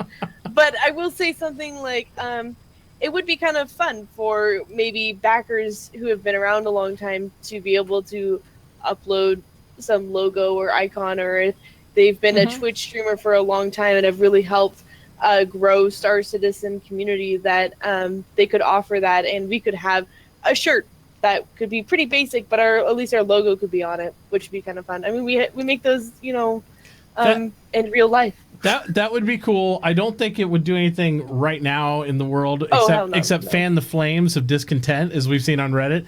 because the next portion, as we go into more in depth on the referral program, is exactly what that's all about. There's a lot of... There's been a lot of unhappy people. It's been a little crazy. Yeah. But you know what? Like, so okay, as we're talking about this whole referral program, there's also now the contest that's running till I don't know, they have like a month or two to give you, or I can't remember the exact date. The referral August, contest. thank you. Yeah, the contest. So you could win a trip to Gamescom and all this stuff, and also win a pink dragonfly. Mm. Yeah. What, you don't have 3,000 referrals yet?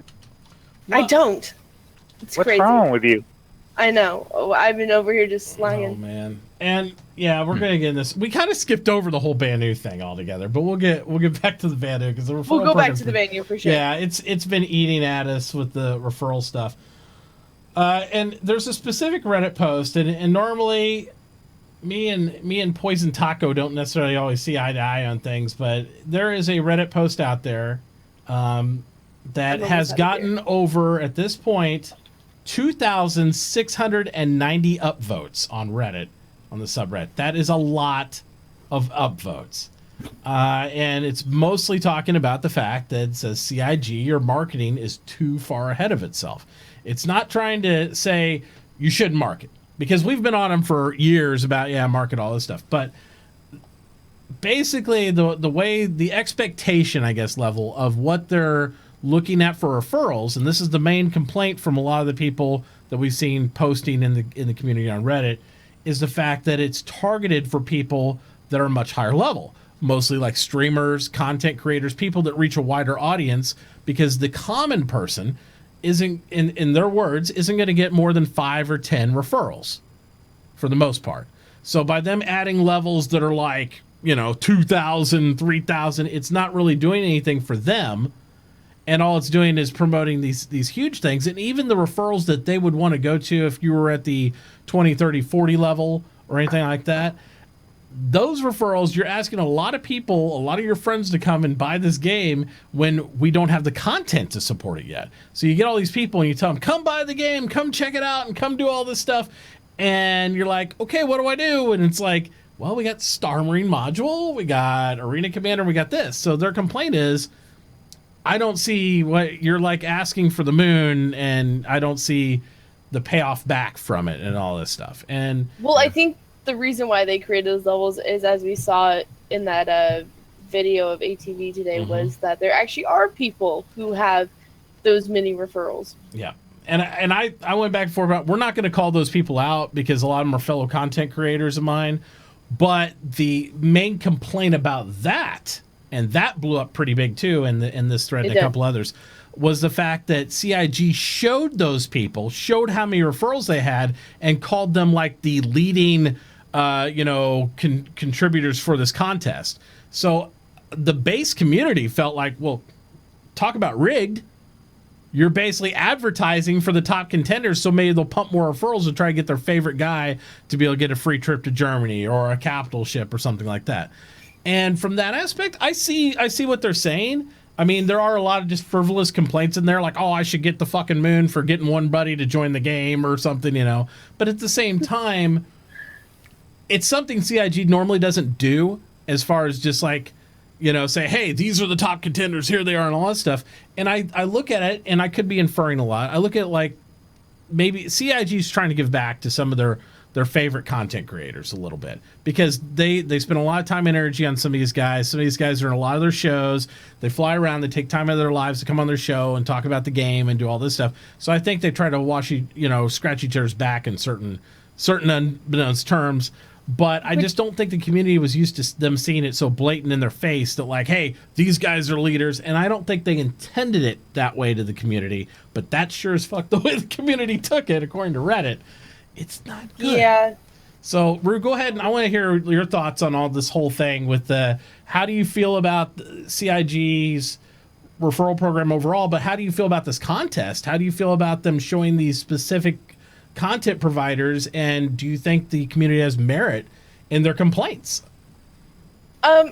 Yeah, so like you said, they're the whole point of highlighting them on ATV was kind of a little like, okay, like, is that basically who we should vote for, kind of thing? Because I'm sitting here thinking like, okay, as someone who maybe we've followed even like on a Twitch stream or that they know as a friend, who they would try and like to like help them get to Gamescom.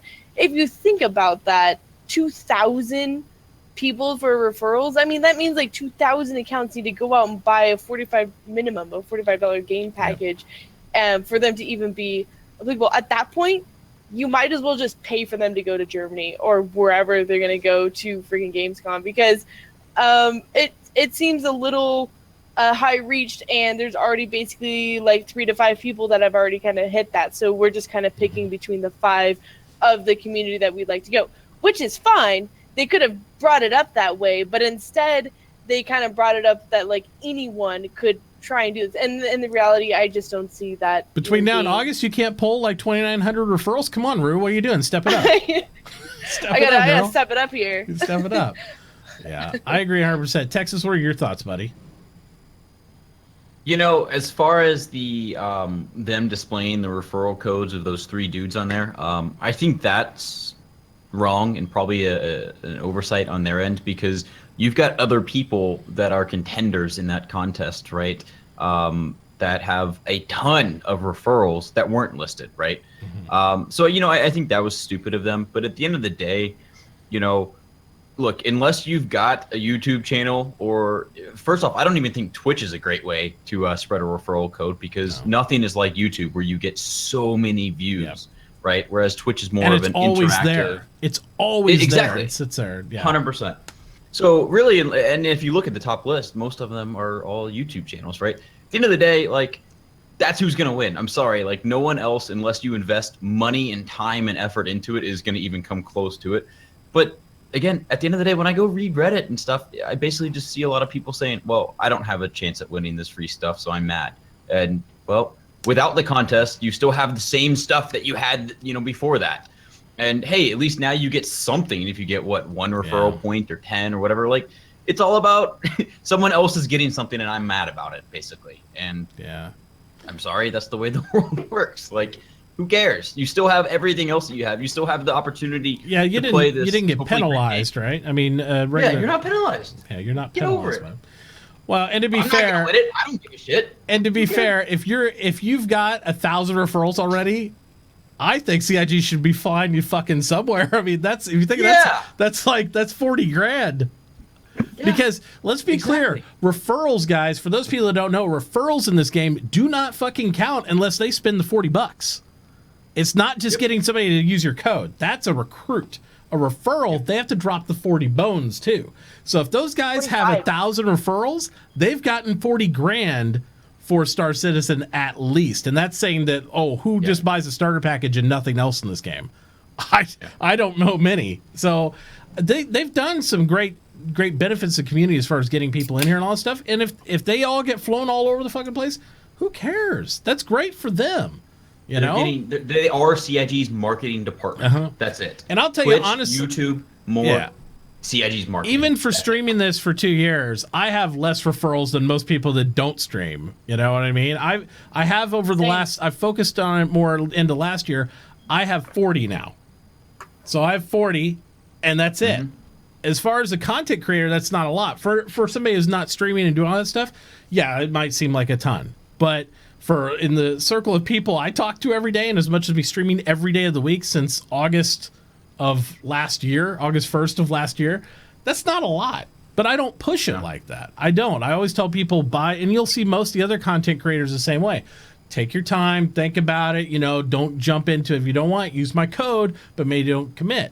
My recruit level, and I'll be honest with you guys, it's about 75. So we have a conversion rate about 50%. 50% of the people use my referral code, come back at some point, and they hit the button, and they decide to buy something, and that's cool. But if I give them a package, all those people, it doesn't count. You can't. Nope. It only counts if they open up their wallets and spend money in their account. Credit does not count. So look, at the end of the day, man, it's as simple as this: you have what you have today, and a lot of people are angry because they don't have the opportunity to get something more. I mean, I'm sorry, you know. You got 2 years. Go for 10. You got 2 years. This is the this is the thing with the referral program. It's been in place for a while now, quite a while. But it capped at, what was it capped at for 10. the longest time? 10, Yeah, it was capped at 42. 10. They opened it to 42 a while back, but 10 is the only number that really counts because that's the ship you get to keep in the PU and everything. After that, there were ships you could use in Arena Commander or something, you know. And okay, I get it. I mean, they don't want to give us every ship, right? Yeah. That's okay. I'm sorry, Hey, but if I mean, they expanded the tiers. So, you know, the actual program now is, I think the program is fine. I think it's great. Yeah. I think that if you put in some time and effort and you know a couple people, then you get rewarded with it. Cool. Enjoy that. Yeah. It's not a contest, though. You know, people out there are right. It's not a contest. This contest is just to reward the people that really do a lot of marketing for CIG. That's it. Yeah. The only reason it's a They should contest is just, between now and 8th. Sorry, Ro, go ahead. Yeah.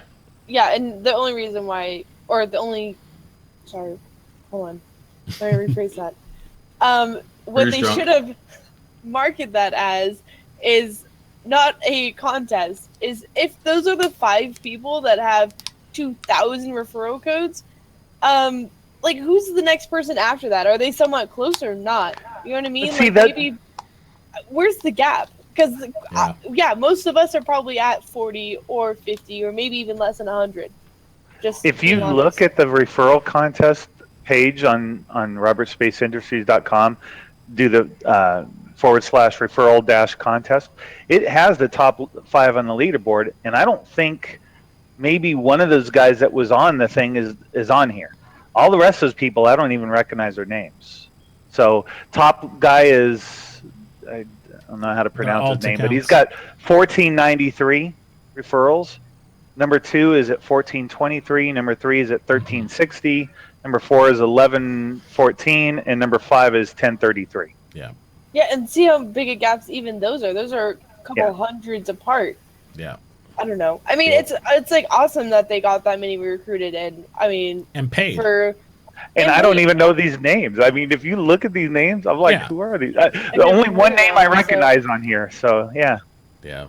Yeah, which I mean, If good for them. anything, you would think that would be a thing that I wouldn't. I assume they asked those guys before they posted their names up there, but I don't know if everybody would want people to know they had 200 or 1,000 referrals or everything else like that. I don't know. I mean, I guess you don't really get anything from your aspect, but still, I mean, who knows like what kind of industry they're in? Like if they're already in the gaming community or the gaming more like. Not like gaming community, but like if they were like an actual developer or whatever, how many connections they could easily put that out and use the referral code. I mean, I don't know. Like if it works, right? Yeah. But at the same time, like, you know, there's also a lot of other people here, even just on like Twitch or Beam or within this community that have also put in a lot of effort and time. And maybe we haven't come up with as many referrals, but I think we also do a lot of content streaming for them. And even Chris Roberts said himself at CitizenCon saying that he feels bad that there isn't a tutorial mode in Star Citizen yet, but he thinks all of the streamers and all of the content developers that have almost created a better tutorial than they have ever thought of, and that they basically have been basing their ideas for their tutorials off of what we teach the community. And this is, you know, Board Gamer, Mitauchi, all these people who put in the time in even the Nubifier, they really go into depth and explain a lot of shit that is actually pretty complicated inside this game. yeah. But I mean, I don't think that, from my perspective, it's not like I don't feel like any of the content providers. I mean, sure, if they want to hook us up and stuff, we'll take it. I mean, obviously, but I don't think I don't think anybody I talk to, if they're being serious, feels like they're owed something. I know, you know what I mean? Like Nubifier, Board Game, nobody feels like, hey, we're owed something, so this is the way it is. And so, you know, definitely one thing I want to take away from this whole aspect that we're discussing here is like nobody should give anybody, whether they're on the leaderboard or anything like that, crap for basically helping fund the game that we all want to play. I mean, that's basically what they're doing. They're helping fund the game in one metric or another. So that's good. CIG might not always approach it. Yeah. was how they approached it and how they marketed it. That's actually the line. Because I see nothing wrong with the reward tiers either. Sure, would it be nice to have more different levels? Absolutely, more is always better. But do they owe it to us? No. I mean, think about how many $1,000s I've given their game companies, EA, and they didn't give me shit except a shitty game half the time. So there goes my EA sponsorship in the future. It's all gone. It's all gone. I don't think you want that sponsor. No, probably not. Well, if they paid, Hey. But no, the whole thing is it's one of those things, and I think they haven't marketed really heavily for Star Citizen yet.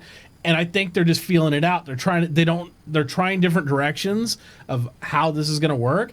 And I think they're at the point now where they've leaned on the community for marketing so much that that's their go-to, and that's great. And I love community-based programs that lets us go in and be involved in helping get the game out there. The problem I think we're seeing though is the community is starting to feel a little bit like put off, like you said, Rue, by their approach a little bit. And I think it's going to take time. They're going to get it filled down right.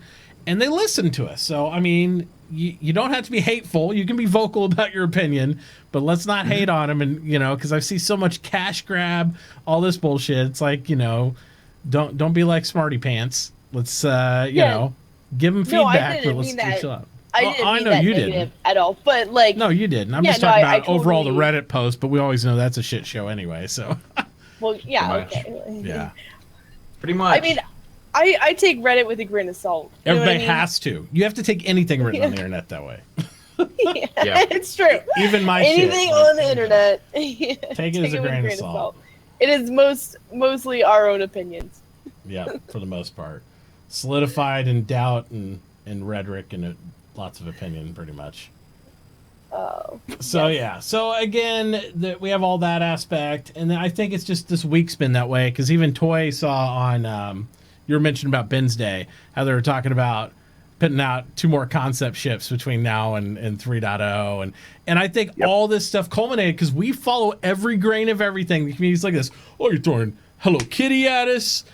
You're throwing some more concept ships before we deliver 3.0. You're throwing at us this stuff, and I think people are just grabbing on to like the money grab stuff. I mean, it's still business. They still got to operate. They can't draw faster, guys. Hurry up! Get that fucking planet done. I just think the pipeline's in a great place now. The ship pipeline. Yeah. I will say that has actually been awesome to see. Mm-hmm. Yeah. And what he said made perfect sense because, right now the ships that he's talking about they're coming out with are specialized ships that they'll be coming out with the next 2 within the next couple months. And they need it because right now we have a prospector, right, for doing mining, but we don't have a small repair ship and we don't have a small reclaimer type ship. Yep. So my guess is going to be some kind of specialized ship with that. Maybe just a small medical ship that's nothing but, we have the ambulance, which is the Cutlass Blue, but red. Red on the ambulance, or red, blue sorry. on the police. Yeah, blue is the police. Sorry. Yeah. But yeah, so I don't know. I mean, he was talking about them being more specialized ships. So yeah. I think anybody complaining about them releasing more ships. Now, here's the disclaimer: you don't have to fucking buy them, guys. You don't have to buy them. I know we all feel like everyone comes out, we got to buy everyone. You don't have to buy them. I'll say it again: you don't have to buy them. Jesus Christ. Yep. The challenge is, guys. You want them to deliver these. You know why? Because that means all the assets for Squadron 42 in the game are getting done. That also means getting closer to delivery dates. They're finishing assets. So if they start 7 new ships that we never heard of coming up all the time, sure. Okay. Let's get a little vocal about that. Unless it's something that's meant for the story or something like that. I get it. But as long as they're completing assets and they're communicating timelines with me, they're fine. Quit freaking the fuck out. It's okay. It's like people. That's the simplest point, yeah, and the most basic one to understand. You don't have to buy it. Of course, they're going to continue making them. Just don't buy it. Yeah, it's really pretty simple, right? It's crazy. Clearly, just don't buy it, guys. Just don't buy it. Yeah. Gotta Now buy I'm the being ship. told that I gotta have it. minded this. Buy 'em all. Gotta catch them all. It's Pokemon. We got Hello Kitty and Pokemon. We gotta catch everything. Get all the collectibles. It's crazy. Pretty much. Oh yeah. my God. You don't have to buy them. It really is that simple. Like, Yep. and I love the post about, well, you know, they can't finish Subsumption, but they can release new concept ships. Well, ship artists aren't engineers. They haven't don't stopped work working things on like Subsumption. It's not. They're not. They haven't go. Hey guys, you know what? I want to draw a spaceship. Let's fucking stop on AI development, and we're gonna draw some spaceships for a while. No, that's not the way it works. That's why they have teams, different teams. Yeah. Yeah. Everybody's doing different stuff, and some stuff is going to take longer than others. The ship team is dialed in right now. They got the perfect pipeline going right now. So, of course, ships are going to be pumped out ahead of everything else right now because they're still working on the core 2.0, you know, all this 2.0 stuff, all the net code for the 3.0 release. They're still working on that stuff. Yeah. And in the meantime, those ship pipelines, you know, hey, you know, we're done with this ship. Let's move on to the next one. Let's move on to the next one.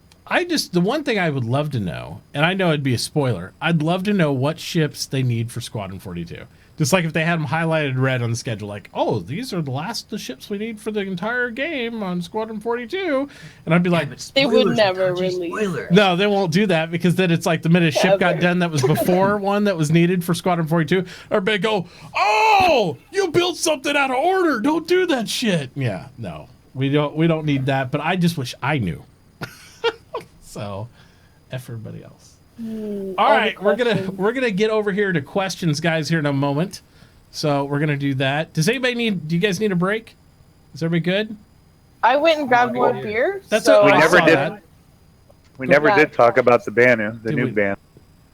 Oh yeah. Oh my God, that ship. Ooh. I don't know if we can just lightly touch on it. Yeah, it's gonna be a little bit more than lightly touching, probably. But Oh, the that Banu ship looked is- like a shiny Groot. That's my whole Yes. thing. So looks like Oh, a shiny yeah. Groot. So go ahead, thoughts on the I think Banu.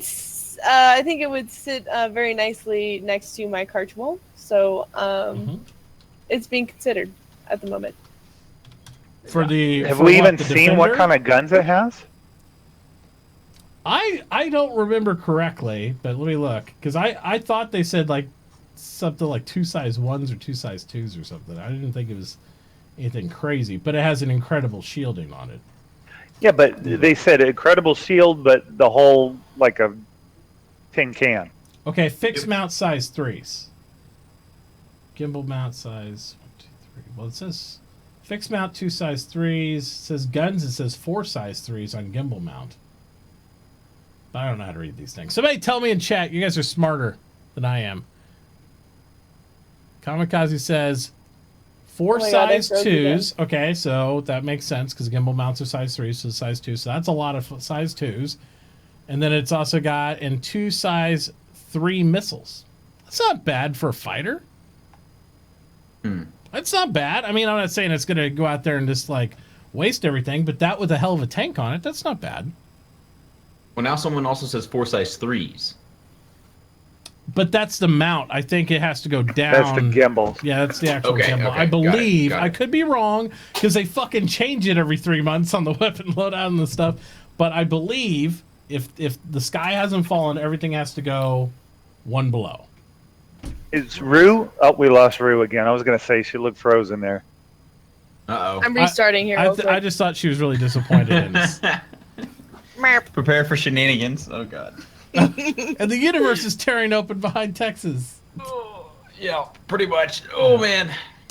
It's all good. It looks It's a cool. neat little ship, I think. I think it's neat. I I like don't it. know if it has a place in like my personal what I have any aspect to fly, but I think it's cool. I'll wait for the Q&A. To be honest, the Q&As are always I'm what back. tell me a little bit more about these than anything else. Because every time we get a description, and this is what burnt some of the guys in the Terrapin, we got a description loadout like this, right? That told us all about the Terrapin, and when the Q&A came out, it was a little bit different than what the overall description was when questions were asked. So I'll wait for Q&A before I make a final call on the. I think I will, too. Yeah. On that, so I'll get some for the stream for people, but for me personally, I I just just want to don't know how many more fighters I need. Well, do they have like All the fighters. do they have like a Groot or a Banu like doll you could buy? Because I would buy like a bobblehead Groot / Banu guy. I think that would be cool. Holy shit. Why don't they actually sell the characters in the game? Like, I would buy that merch. You know? I would buy Like to stuff play as one of them?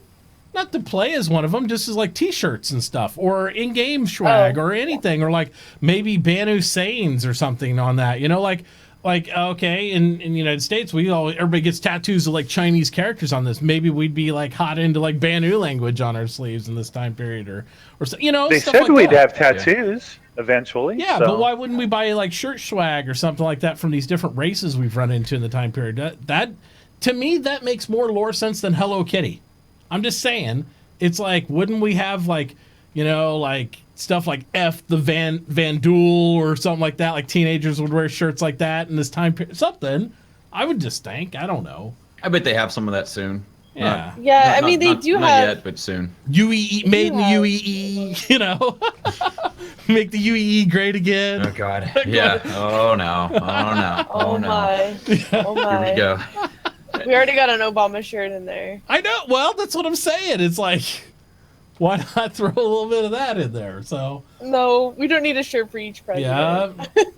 Yeah, I know, right? But, I mean, I think that stuff will come. But, you know, as far as the Banu Defender goes, you know, it's maybe not so much for us, because I hear you ask, well, you know, I don't know if I have room in my hangar or my fleet or arsenal or whatever for a Banu Defender, but you know, now it's adding spice to all those newer people to the game. Right now they're like, okay, well, do I get a Hornet or a Saber or a Defender or a Terrapin or a Buccaneer or this, right? So it's starting to get that spice, which I think is important for the game, honestly. So maybe it's not for you, maybe it's not for, you know, existing backers with, you know, 3 different fighters already, but I bet it is for some people. I bet it is for some people, and what's going to be fun is having all those different ships to combat against. Yeah. Yeah, absolutely. It will be cool. The price points are kind of interesting. Ugh, yeah. For people. And so those people that didn't know, it was announced over on Spectrum the other day, and I know this isn't fitting all the way, but that's just the way it goes sometimes. It was announced the other day that the Merchantman was going to go up to $300. Right? They said it on Spectrum, and everybody's like, "Oh, okay, that's not too bad." Comes out today, and people are like, "Oh, it's $350 for credit. It's $300 for a war bond if you pay cash." So I was like, "Well, so," and people were like, "Well, I don't think that's right." I thought it should have went up $100 anyway. It's a fucking hell of a big ship. It's probably been the most underpriced ship, undervalued ship in the fleet, as far as the concept goes, for a long, long time. It's been $250 forever. I agree. I don't see a problem with that. I mean, I don't know until I know more about the Defender. I don't know. Is it a $170 ship? Is it worth what the Super Hornet is? I don't know. I agree. It's too early to tell. Not only Q&As, but also actually seeing it flying, right? Yeah, I mean the LTI is a nice bait thing for me mostly, but with fighters it's coming less and less and less, because I'm like, if I can't afford to repair some of these, I have such a fleet of LTI now. If I can't afford to repair 1 or 2 offshoot fighters I might decide to buy later, then come on, you know. Also 85Xs and Dragonflies, right? You have your LTI tokens so that when it's released later, then you know. Yeah, you can always boot it up too. So. And then you could always just grab that pink dragonfly. Yeah. Yes, the pink dragonfly. Yes. Yeah, absolutely. Does that come with LTI? I wonder if the pink dragonflies get LTI on it, because it's a special version. I need to know these things. No, it has like a new tier of insurance. It's surpasses lifetime. Oh wow! So it's like double lifetime into the afterlife. Yeah, it will. Yeah, exactly. It's like self-fueling. Exactly. Yeah. Self-repairing. Free ammo for it too. Yeah, exactly. You just get replacement decals if it blows up of Hello Kitties to put on it each time, so that way it's always to come back. See, I just gonna get so mad at me because I keep saying Hello Kitty on it instead of Star Kitten. But I mean, come on, Star Kitten. How could it? Yes, guys, it's official. ALTI. Yeah. Afterlife. 9 lifetimes. There you go. You can take it with you to the grave. God. No. You heard it here 9 lifetimes. That's good. I like that one. 9 lifetime. 9 LTI. There you go. It's the way it could happen for sure. It is a kitten after all, right? So. Yep. It has 9 lives. Yeah. Legit. Oh man. Absolutely. All right. So, what do you think of the overall Banu as far as the art goes and everything? I know I keep making jokes about them looking like Groot and all those aspects. I mean, as far as just the Banu rollout, what were your guys' impressions of that? What did you think? Start with Texas. I like them. I think they look good. I like the lore behind them. Yeah. It really kind of fits into the Banu merchantman, honestly, in that they haul all their shit, all their belongings everywhere with them, right? Mm-hmm. They're kind of like this regal, like let's just show off everything we have and wear these crazy exotic robes that are all gold laden and crap. Yeah. I don't know. I like them. I think it's a very solid sort of counter to the Tavaran and the Xi'an and the Vandal. So I think they have a niche in there. Cool. Or niche, excuse me, in the universe. Rue, how about you? What do you think? You're into characters. What do you think about this one? You think the Banu's cool? Or? Yeah, I do like it. I don't know a ton of the lore behind the Banu. But I guess when I was thinking Banu a while ago, I kind of expected like a little bit different. I don't know where I was thinking that or whatever, but when they released that, like you just mentioned, it kind of looks like Groot. Yeah. Except it's like shiny, muscly kind of like skin that's creepy. I do like that it's like kind of bizarre looking. I mean, obviously that's what aliens are supposed to look like. But yeah, they do kind of have this tree looking form, which is fine. I think it's great. And I do like their ships that they have. They even showed kind of the inside of their ships and how they're going to kind of have like the spiral shutter system, stairs, and like all this kind of stuff. Like that's cool. Like that's definitely kind of shows when we think of aliens or whatever, they're very futuristic and they have these models and even like clothing and stuff that look a little bit more futuristic. And I guess for the Banu, it's a little bit of a mix because all their ships are very sleek, look kind of futuristic models.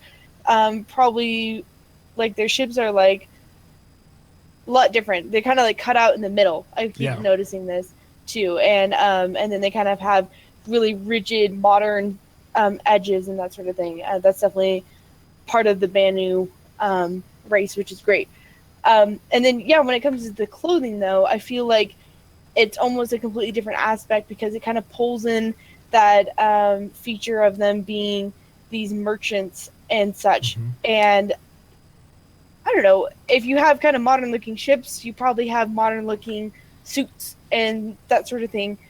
It is also possible that their skin or whatever, they don't really need suits, so they can kind of just wear these more merchant looking design and clothing. So it's definitely a mix. It definitely fits them.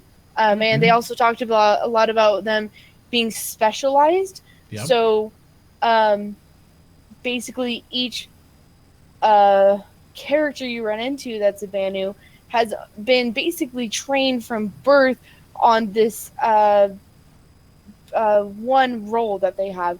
So either they're really, really good at merchandising or they're really, really good at like mining or whatever that is. And so I think that's kind of interesting. That definitely adds to the lore of their species. Yeah, absolutely. I mean, trained their whole life for that role, and they almost sounded like they had like a hive-like mentality to a certain thing. Like they on their ships were designed. They talked about like fit 2 or 3 of them flying in tangent at the exact same time. They've just been modified for like the other alien ships for humans, so it only takes 1, or you can have 2 inside the Defender if you want. But the Banu, if it was naturally the way they originally designed it, they would have to have all their pilots in there at once in order to actually fly that. So it's interesting. Toy, what do you think about the Banu? What were your impressions? I thought it was okay. I haven't had a chance to look at all the specs yet. My question was, it goes along with the specialization. So, and the fact that these guys are pretty much guilds, I guess it is. So you got your trader ship, okay?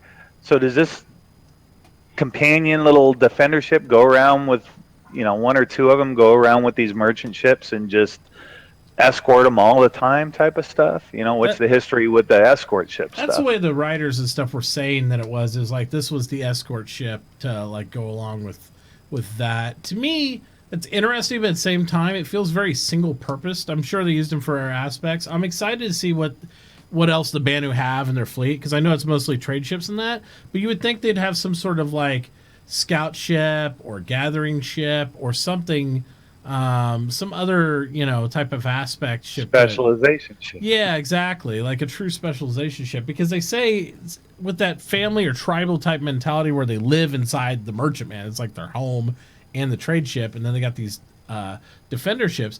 The only other thing I thought would have been neat is if that defender like linked on to the merchantman somehow, like that was their version of like a Merlin, but it was like way more badass, like if something cool. So that way they could fly together and stuff. So, and TexasSkulls has been replaced by his brother temporarily, so we're gonna have him on the show. I was asked to fit in by putting on my glasses. Noticed that. So I saw that. You were kind of a little singled out. I was. So I'm just. So does that mean we all have to we have to lose all the glasses now, so that way we can just sit there. So now we fit in. Yeah. No, I'm just kidding. Where's our scarf? I can't see shit right now. Like everything. Yeah, it's like I can't read chat. This is actually really refreshing. I should play more this way. This doesn't work. Lovely. More clips. Yes, I have a twin, guys. I have a twin. Yes. Absolutely. All right, so we're gonna move over to questions. Do you guys need a break? You want to just jump into them? Let's just jump right in. Come on. Yeah. It's like a Band-Aid. Texas just ready to rip the show off. It was like no. I'm laughing at a couple of things I'm reading here. I know they're very much comical on you, and it's good. I love it. Yeah, I love this stuff. All right, so we're gonna dive into questions. If you have a question, guys, all you have to do is put !questions in chat, and then it'll take you right to the link and all that jazz. We'll answer anything. Sorry. Rue might have to answer some privately after saying that like that on the air, though, because we're not going to do that on the air. We're not going to do that type of action. All right, but we are going to have a giveaway. Good Lord. Clipped. Yeah, what was that about? All right, so the password for this beautiful giveaway, I won't say that because it's offensive, but we'll go with a wondrous $10 gift card for one lucky viewer. So we'll put that in there for you. So you guys are welcome to jump into that right about now. There you go. Boom. So hop in there, guys. ! SpaceBro in chat. Be a SpaceBro. Do the thing-o.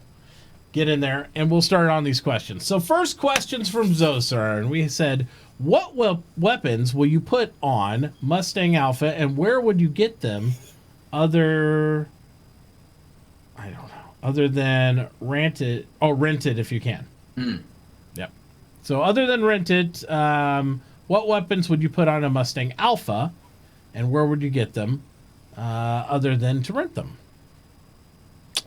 Let's see. I was playing some Vandal Swarms a lot with Ideatron, and he actually always flew, or not always, but he was definitely trying out a loadout for the Mustang series.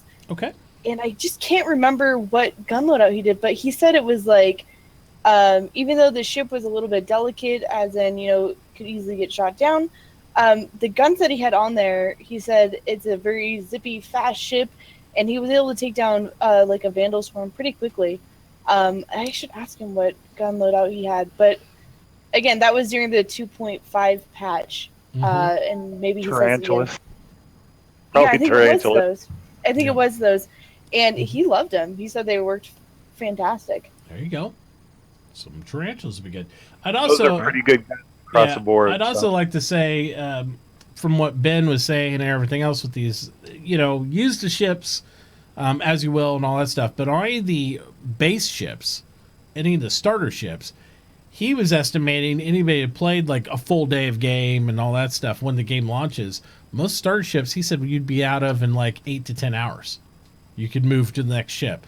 So while they're a great place to start, and I think they're all necessary for the game to build up rep and do things, don't get too heavily invested in your starter, because you'll be able to buy a ship in game probably fairly quickly to get out of your starter and move on. So I hope not too quickly, though. I'm okay with the starter vessel getting out of there. Yeah, look how many ships there. Like, from it. Yeah. You know, the problem was there was a question asked years ago, and this is another one thing that Chris gets hung up on all the time, about the freelancer. How long would it take you to get into a freelancer? And somehow 60 hours of gameplay came down the pipe, and I'm like, that's not a lot for somebody like me. that's like, hey, I got a freelancer that week, and if you're basing that ship on that metric, it's going to be very interesting. But he recovered that statement about a year and a half ago by saying the ships are not going to be incrementally difference in price like they are for money. And what that means is, just because you paid $40 for this ship cash and $100 for a freelancer, when it goes to how much it costs in UEC, this one might be hundreds of thousands. This one might be millions or billions difference in price. So it's not going to be like, I'd like to see the big ships. Like, way up there. Well, that's the thing. I think all the capitals should be at minimum billions, because it shouldn't be like one guy's going to grind for fucking Endeavor. Like, something that somebody dropped $1,000 on, getting a full package. Like, I'll grind for 3 weeks and I got that shit. Yeah, they better not. So. Yeah, I'm just saying. Like, I did the Endeavor. I take all the money I put in the game. I take solely as, hey, I helped invest in building it. But I also don't want to see the thousands of dollars that I helped generate for the game get earned in like a week. Just get earned. Oh yeah, I rigged the system. And game releases, and then there's like thousands of Endeavors like floating around the planet. Well, that's I mean, that actually could be okay with me if they come out with like even like bigger and a wider variety of other ships, because it seems like they're releasing lots and lots of ships. I don't even know if they've actually said how many ships they anticipate on having on the release of the game, but so far it seems like they're constantly, like we've just heard, is there some new concept ships that are getting released. So who knows how much we end up with. There might be hundreds, but right now I think we're probably about like. But again, I don't think that's the answer, though. Don't like, it's easy to get these, so we'll make more. I think that's a bad foothold to set it on, because then it's like fucking parking lot of ships, every one man crew flying fucking capitals trying to bump into each other. I think that'd be a little nuts. It'd be a little nuts. So, plus the fact, I'd be more okay with it if you lost ships, but you don't lose ships. You get everything back. So, well, we do, but remember, that LTI is going to end. So, but renting is supposedly super cheap. That's maybe, what they but keep saying. some people won't do it. Insurance is super cheap. So, and that's not really confirmed yet until the game releases. I'm just saying they definitely set some things up. And then they definitely change. Yeah, but LTI is not going to change. I'm not going to start that rule. Well, no, not LTI, but like the renting or whatever might change. Yeah. They need a money sink in the game, and that's why actually insurance scares me. With as much as Chris says, don't worry, insurance isn't as big of a deal. Well, you kind of need it to be. You need that money sink. And like in EVE Online, you lose your shit, and insurance doesn't really pay out that much, right? It's not the greatest thing in the world. That's because you have to have money sinks, or the economy goes to shit real quick. So I'm kind of scared of that. I am too, and this is something that I've been talking about since day one, because coming from EVE, we're used to loss over there. We lose. You go out, people will say never fly what you can't afford to lose. That's the motto in EVE Online. In this game, everyone always does it. The problem I have is and they've even mentioned maybe even having cargo insurance, and I'm like, you got to lose something, guys. You can't get everything you want, because it'll create an economy where everything's flooded up and you don't lose anything. That's really, really bad. But the only thing you lose when you die is reputation, and we haven't clearly defined what that means, right? Because you die so many times, you go to an heir, your heir has he loses some rep. Well, okay, what's that mean? How much rep do you lose? Is it easy to get back? If I'm a pirate, do I lose bad guy rep? Or is it with each individual faction? How's that work? I want to know, because maybe I'd lose rep intentionally to switch sides. I don't know. I don't know how that works. Is rep tied to criminality? Is criminality a separate metric? We don't know. I want to know these things, damn it. Chris, No call idea. me. Let's talk about it. Yeah, find out. We're very much in the dark still on a lot of major things. And to me, again, reputation, if that's the only thing in this game you truly risk losing that you can't ensure, that's critical to the entire gameplay right there. Because that is the one thing that's supposed to be the deterrent from dying. Because if you... Go ahead. Technical said, like, are we, like, how much in the dark are we at? Like, are we really in the dark, or do they actually not have some of this stuff completely hashed out yet? They might, and they might not just tell us yet. I don't know. I mean, we don't know. Yeah. We're in the dark, though, because we don't know. We definitely are. We don't. I'm in the dark, at least. Maybe I'm in a closet by myself, and I just don't know, and everybody else is holding out on me. But I have no clue. Yeah, I have no clue. Mitauchi is in the closet. All by myself. All by myself on a regular basis. There you go. Don't tell my wife. Open development. Let's see. Do you think we'll see org fleets in SC like we do in EVE? In that an entire fleet goes out in one type of similar ship to troll people in super risky raids. Could the Defender contribute to this kind of behavior? It's an interesting take on it. In one ship? Not one. I don't know if any of you guys played EVE Online. Did you dive into EVE? I did not. No? Many years. Many countless, endless late nights. Yes. There you go. Yes. Many spreadsheets. Many game. Well, I always data. jump into EVE questions first. So let's let Texas take his take on this again. They want to see, do you think we'll see org-based fleets like in EVE where it's like the fleet dock is called for all one ship? Do you think we'll see that inside Star Citizen at any point in time? Man, I don't know. First off, the very first question that needs to be asked is netcode, because EVE is not a flight simulator, right? It's just point and click basically with a 1 second tick rate, right? It's a different type of RTS MMO, right? I mean, that's really your top-down kind of. It is. It is. Yeah. So EVE can handle the thousands of players, and when I say handle, I mean it's really just like a slideshow, as I've seen people say.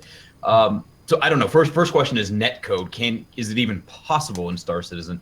Second off, so I guess what is the question asking? Are we going to see like one person undocked and then someone attacks and then literally everyone undocks to blow them up? I think they're targeting more like fleet doctrine. And the thing you have to understand for those people who haven't played EVE Online is why do we have fleet doctrines of similar type ships?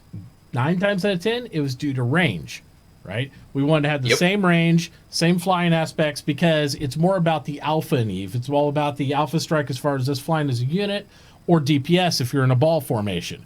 As an FC for many years, it's all about your fleet doctrine was how far could you stagger your Logis, which were your prayer ships, versus your combat ships, and you'd position them. That dynamic is lost a little bit in Star Citizen because you're getting more true ship independent aspects where you can have multiple ships primary a ship. But what I do see, sorry, go ahead. Yeah, I was just gonna say I don't know if the Alpha Strike is as relevant in this game. It's not the same type of thing. It's not one guy telling 1,000 people to go fire on Alpha, ALPHA. Fire at him first. Secondary is TexasSkulls. I just don't see it. Don't kill me. Don't shoot me, man. Well, I mean, the thing is that there's no live repairing, first off, right? So there's no alpha that you need to break through reps, because if your ship is down, you either get to a repair ship or you don't and you blow up. But there's no repairing. What I do think we're going to see is fleet composition. Absolutely. Mm-hmm. Where we determine, all right, well, how many missile boats do we have? How many of these ships do we have? What do we bring a couple Polarises with? We're going to see compositions that are tailored towards the engagement that you're expecting. Mm-hmm. But as far as doctrine goes, no, I don't see it. It's just not. No, I think it's game. You might have a standardization doctrine of what they expect to see for ships, but I think it's going to be a lot more squadron play. You're going to have a detachment of bombers. You're going to have a detachment of this, and as an overall admiral and FC of the whole fleet, you'll be relying on the squad leaders to independently react and do their thing with those groups rather than have a single FC calling out targets. That's not, I just don't see that happening. You're going to task manage people, have an overall battle plan, and adapt to that live on the field. You aren't going to be like, oh, the FC's down, we're going to the next FC to call primaries. It's just, you're not going to go through that aspect. Not to dilute what EVE is, because I love EVE, and I had lots of fun doing that. But this game, also perceptively is different, right? I mean, like if me and Texas are on the crew and Roo's the commander up there on the bridge, she is going to see a whole different type of gameplay than ours. If there's 1,000 people in an instance, me and Texas may never see anybody else. We might be repairing engines. It's not like top-down Eve where everybody can see every single ship. It's a whole different aspect. I just want to put this out there and say that I refuse to listen to RooSmash's orders. Whoa. Not happening. That's all right. You're under me, so you guys won't ever communicate directly. She'll just tell me what you're supposed to do, and then I'll tell you to do it. Mitauchi, mutiny? What do you say? It depends. It all depends. We'll have to see what happens. Hey, man. But see, skills yet. Take the bridge. This is the thing, which also is a lot different than Eve, is remember, each one of these areas that we're going to be in, 45 minutes from one end to the other of just the one system. And there's going to be over 100 systems. So what I think is going to happen is these orgs are going to find some place out in the middle of nowhere, and they'll set up a little base ship there, and they'll basically use that base ship as an org ship or whatever, and then do the little missions from there off of that. And any attacks that are going to happen, it's going to be weeks in the planning. And you basically move your fleet a little closer over the course of a week until you're within a decent jumping distance. And then it's still going to take you a while to jump in, get that hit off, and get the hell out in time. And far enough away that you don't have to worry about any kind of quick retaliation. So it's not like Eve where you could just, let's get on today and go do this, and we're done in 2 hours, But it could be. It could be, though. We don't know. I mean, a lot of the questions, I think, are we don't know what interdiction's like in this game yet. They've talked a little bit about it, right? And I want it to be similar to what we experienced in Eve with bubbles and disruptors mounted to ships and things like that, but we don't know for sure. Yeah. But we know the size of the universe, the size of the solar system, so... Yeah. The one thing on targeting that's interesting is, and this was a point brought up that I just read, yeah, it is going to benefit you, I think, to call a target, but I don't think that's fleet-wide. You don't need all 100 people in your fleet all firing on them. I think, as Mitauchi said, it's going to be very squad-based, where if you have 100 people, maybe you have 10 squads of 10, right? Yeah. And that's just very, generic, but, yeah, you can definitely blow some up, and we do this now when I play with a group of people. I'm calling a target, but that's because there's only 5 or 6 of us. You don't do that for 100. We also have to figure out the fact in this, it's not you have a couple morons like me sitting there who've drank a lot of Red Bull to stay up at 4 o'clock in the morning where we click on a name. These ships may or may not have identifying names. They're going to be at different ranges where you can't necessarily do that, and you have to fucking aim. Yeah, there's missiles and stuff. It's not like I hit Joe, and if I'm 45 meters away from him, I can automatically hit him by pushing a button. I have to aim at his ship. And yeah, I could get a target lock with a missile, but if he pivots, it's not like, oh, I am a can in Eve. I have 1,000 hit points. If you do over 1,000 hit points, I pop. In this game, you could, I hit the engine. Oh, this guy hit the other side of the ship. Oh, this guy blew out the thing. And it's like the ships get damage states. They're not, this is it, and you're done. And that's what Eve is. Eve doesn't have damage states in it. You have a hit points that once they're diluted, they pop. That's the way it works. In this game, it's a lot different. And then you have the aspect of escape pods. You have no respawns where you can't drop in. I can't light a Sino and drop in a fleet of another 100 or 50 people. I can't do that. So as a commander, I have to think, whatever I lose here, I got to withdraw with it, or I get wiped as a fleet. So it's a lot different aspect than that. That's where you keep your Endeavor staged a little ways away. With a still way different than Eve, because Eve, you literally wake up at a station. I have 5,000 ships fit, jump in our ship, get on the Titan, boom, I'm there in 60 seconds. Endeavor, it's like, what the fuck? Oh, I gotta get a ship called to me. You're gonna be in the battle again if the battle's long lasting, but more than likely, if it's a skirmish of like 20, 40 ships, that battle's way the fuck over for you're getting back in there. Oh yeah. Yeah. So. And that's why fights. Sorry, go ahead. If you have an Endeavor out, you're gonna have a huge fleet with you protecting the ship. Yes. And it's not gonna be close to them. You're gonna be sending them out wherever the destination that Endeavor's going. You have had scanned that. You have your fleet already there to make sure that transportation or that jump is gonna be safe. And that's what's just gonna be awesome. Just having that whole having to map out those logistics of actually running that kind of thing is gonna be just super cool. because you don't want your space speed to blow up. I know. I saw Lillian says she's gonna figure out how to make a Blops javelin. I was like, that's OP. Oh man. Yeah, pretty Javelin. much. Blops Polaris, right? Just drop my it in, God. fire those torpedoes, blow up their javelin, and then get. Unfortunately, Chris said just there get will out. never be such a thing in this game. He wants no teleportation like that, and he definitely doesn't Yeah. want any Sino type action. So I think what you're gonna have is when you get into certain systems is you're going to have gate camps. Gate camps will be a real thing in this, just like in Eve, because there's going to be areas where people try to camp it. You're going to have to find the alternative jump points. You're going to have to find the other routes that aren't as stable, and that's where the explorers are going to come in handy.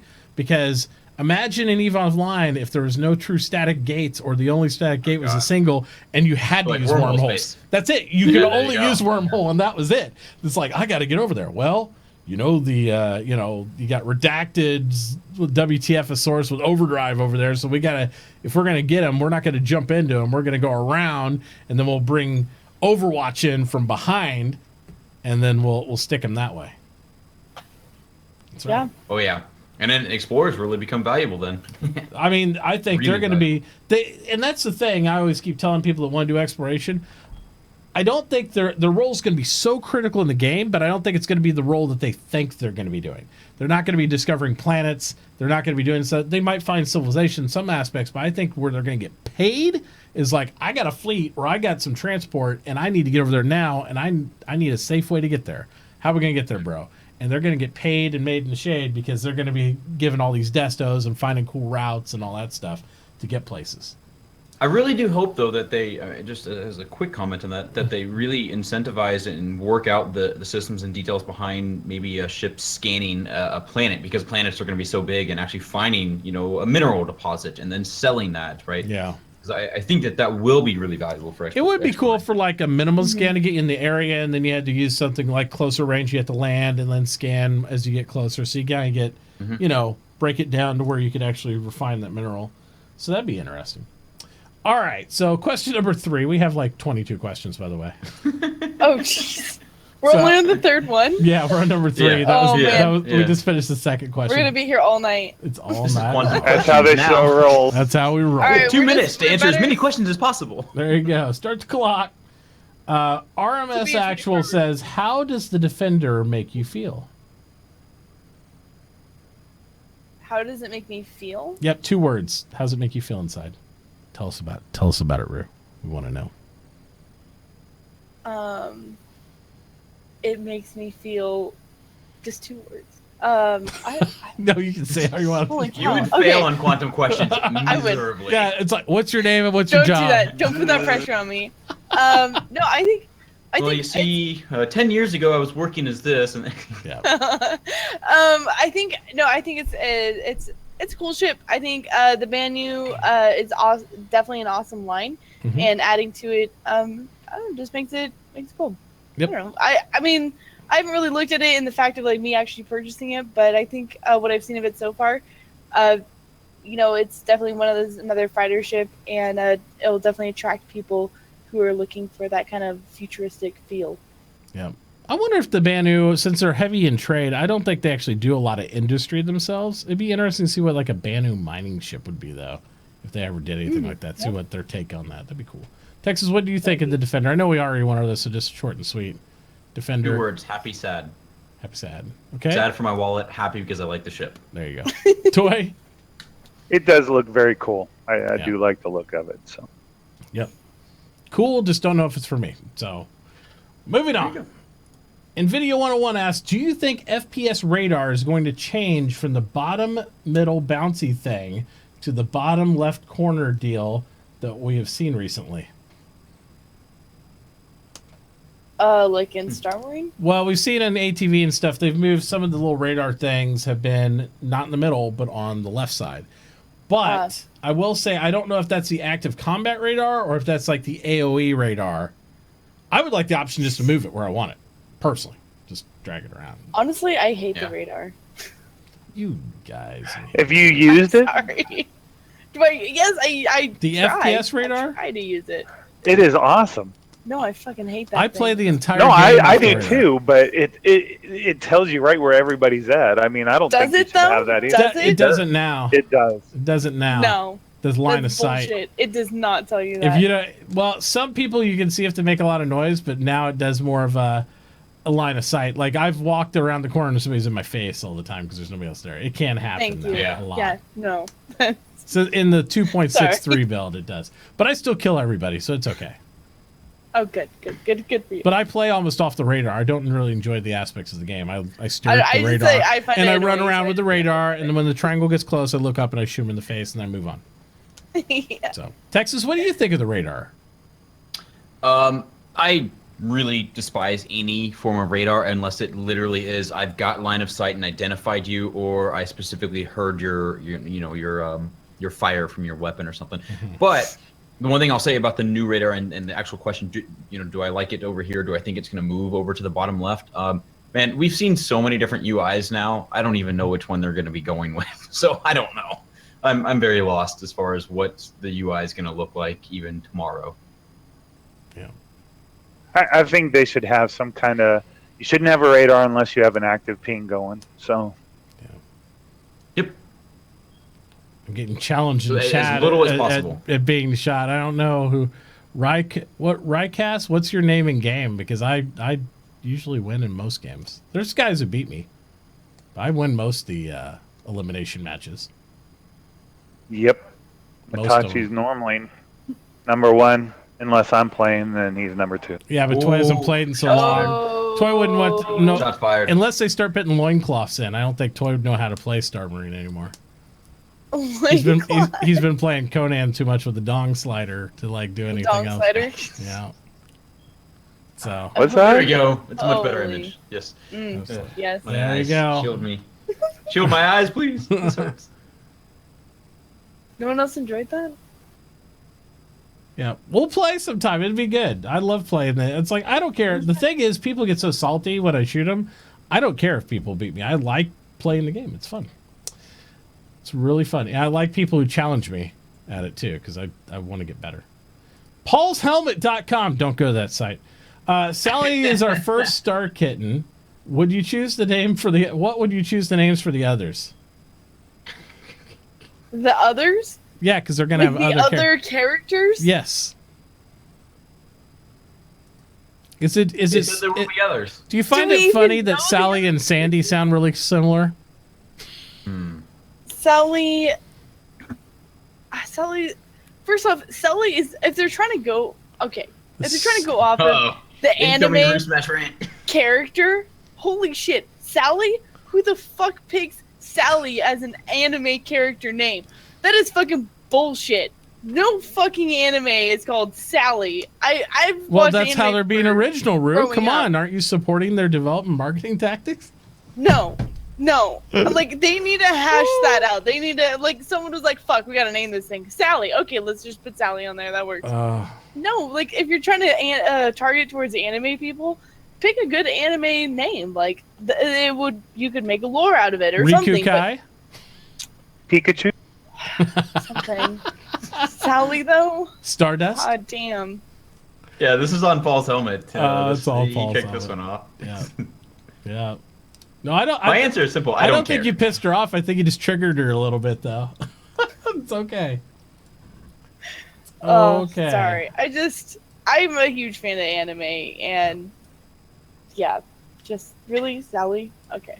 Yeah. End of rant. I think they could have done better than, There you go. It is. Oh, It's, kidding, it's SA-LI. There you go. Sally. Sally. There you go. It's all Sally. fixed. Sally is There we all go. We're fixed. good. It's all good. All right, I'm good now. We're good. All right. Ryu says, "Hey, great show. Thanks. Any thoughts on the Xian Nox? Seems to be like it's really a bike. And from the latest jump point today, only one mention the word Nox was made. Also, I put the final touches on thruster sounds for the Xian Nox bike. And it runs off the page. It was found in the audio design section jump point, so it may not be a little surprise for 3.0 3.1. There's no mention of it on the schedule either. Thanks." Yeah, I don't know a lot about. I've heard about the Nox, but I don't know. I didn't look at the jump point today, so I didn't. Yeah, I haven't either. Wow. Yeah. So it actually was mentioned a while ago. Mm-hmm. A couple weeks ago, actually, there was a screenshot that Sandy had posted, or a picture she had posted of some of the people who had a list of ships they were working on, and it was mentioned in that. And we actually don't have a ton of information on the Nox ship, other than the fact that we saw it on their list. Yeah. And that's kind of it. I mean, I don't know what else to really say about it. But that's yeah, it. I don't know. I don't know what the plan is with that. I know they talked about having other competitive ships and stuff from other companies, other than, you know, to have a motorcycle line. Like another company might have a ship that would be this, like a motorcycle or some of the other things. I don't know about the alien one, although I think it would look way cool. I think with some of the lines and stuff we've seen from some of these other races, especially with because the Scout's Xi'an, right? Isn't the Scout? What's that? Isn't it the Xi'an Scout? It is. Yeah. So, yeah. I was Yeah. if it has any of that type of tech on it, that would be a badass bike. That would be so Yeah. cool. The way it morphs and like makes all the cool sounds. I think that'd be cool. And I mean, so do we many know for seats, sure though? that's like the version of And DreamHack? would it have an I mean, actual cockpit or not? Yeah, I mean, like all we know, it might just be a color or a skin variation. I'm just saying. Yeah. Just throwing it out Maybe it's there. just a flying No. space ball, like the cockpit of the Scout, Well, you remember and that's it. the original Scout was supposed With to be the boob controls. The boob controls still need to be there. That The, was one of the main reasons God. why I bought the Yeah. ship. Yeah. We're gonna have to get a clip of her just saying boob controls over and over again, so that we have that. Yep, So it's like that'll also happen. Oh, boob you guys are controls. mean.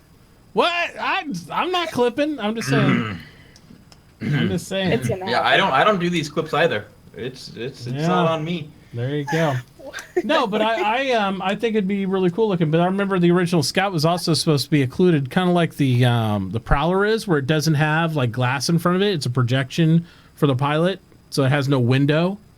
The Xi'an Scout originally was supposed to be that way, so that's the way it goes. Anything Xi'an and space motorcycle, I think will be pretty cool. I think it would be. Yeah, they are. It'll Nothing probably of be- it. It'd probably be way too expensive, but yeah, Probably. because like the Scout's ridiculous. $375. Yeah. If anyone wants to send me a glaive, I've been really, really wanting one of those. Just saying. And guys, remember, don't forget, I'm only 2,896 referrals away from that Germany trip. Let's do this. We got this. Come on. Let's do it. Easy way to Citizen Con or Do Games it! Con, right? Hey, if Yes. I could get the freebie Yes. to there, then we could make it to the other one. I'm sure we'll make it happen. We'll make There it you happen go. because we'll just have each one of those guys give $1 and we're there. We're done. All right. Boom. Kamikaze says, "Do you He's think got it all figured out. All do figured you out. think the Terrapin looks smaller than expected because they needed it to fit in the new ships coming out, i.e., the Polaris?" I don't think It is very, very small. I don't if think you it's look at changed it, in it is size. tiny. I don't think it's changed in size. So I think I it's the think it perspective. has. I think it's the I think it's perspective of a what we're lot looking small. at. Nah. Pull that thing back up. That thing is tiny now. Tiny. It doesn't even look the same as a concept art. Not even close. Let me find it. Yeah, I need a side by side here. Let me look here. I knew it was small, Lillian. It's just this thing looks a lot smaller than even what I thought it was going to be. Are we talking about And I Conan now? expected it to be small. No, we're talking about the Terrapin. Let's My see. slider still works in Conan, so. Oh my. Good thing. Good thing. Yeah. Right? Where is my Lincoln? Hmm. Hang on. I accidentally closed that page. Damn No. Okay, while you guys are it. hashing You it guys out, got it. I'm going to go grab a beer. Go for it. Grab a beer. I need a beer too, honestly. Go grab a beer. Okay. Why are you guys I not mean- grabbing beers? I don't know. I need a beer. I'll be right back. All right. We'll talk about the Terrapin while you're gone. When they come back, oh, we're done talking about Yeah, that. Terrapin. Oh, we talked about that shit. You guys are gone. Where the fuck is that? 414. Where's my 421? There it is. I just saw it. I was like, God, I got it right here. God. Come on, toy. I had it here the whole time. Dude. All right. Let's do this. There we go. So we can look at the profile of empty chairs on this screen. See, there's nothing against it, though. So, I mean, I don't know how you determine... I don't know. It just...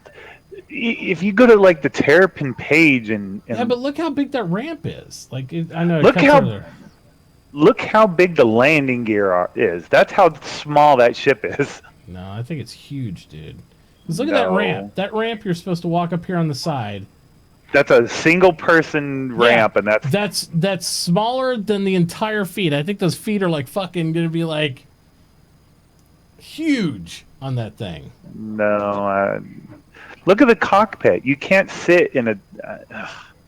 I don't know. It just looks so small. I think it's huge.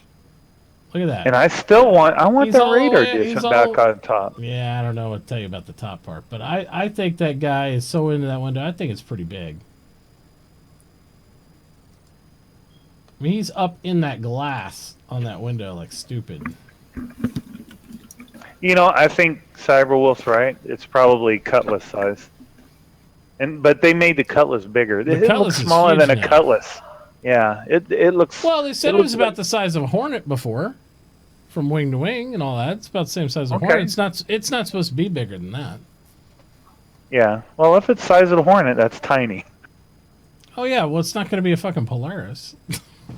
No, but remember, you got a side ramp that's going into only on one side an interior body. Yeah, but so and there's a bunk in there too. Yeah, I think it's gonna be the size of the Cutlass, except more like a one-seat cockpit, and then the wings won't probably be as big. With okay, well you can see right down here. I'm kind of thinking that. Yeah, size. You can see down here in the corner. This is the cockpit, right? This little bubble right here where he sits. Okay, so he's right there, and when it goes to the flight mode, he looks from elbow to elbow in this cockpit, and it's like I don't know. I mean, I think he's ducking his head to go inside. But I mean, look, he's right up there in the glass, but he's like, that little seat, that's just for one person, but the person's sitting right there. So this whole rest of this open ship in here, it's got the bunk in the back, it's got the middle seat there. I think it's got a little more room, you think. Do I think it's going to be a little narrow on the head? Probably. It's probably going to feel like the Retaliator does. Because it looks, even though it's got its long legs, it's pretty short and stout. It's kind of like, it feels like a submarine when you run through it. I think this is going to have only about the same amount of headroom. I don't think you're going to get more than that. But I think it's where it's supposed to be proportionally. I think that ramp is the same size as my, what's the name of that stupid little ship with the EMP in it? I think it's the same as Cutlass ramp is right now. The current Cutlass, not the new Warlock. Yeah, I think that ramp right there is Warlock ramp. Probably, there. But this area is wider than the entire Warlock is. I missed what exactly was the question? Basically, it was a question about the Terrapin. Saying, do you think the Terrapin looks smaller than expected? Because and maybe they shrunk it because it needs to fit in some of the newer ships like the Polaris. And Texas, what are you drinking? I'm drinking another fancy beer. Oh, okay, good. Okay, yeah. Continue. So I don't think it looks smaller than expected.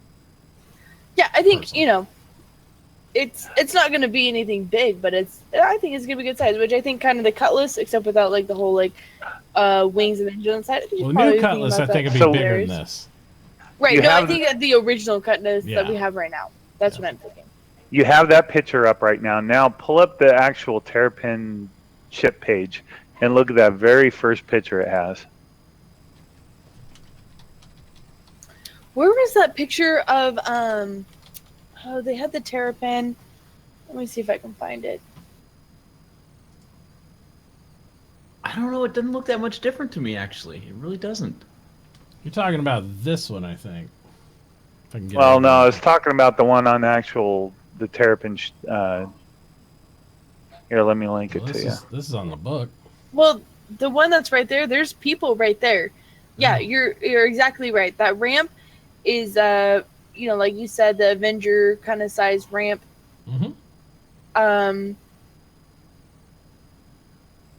maybe a little bit bigger.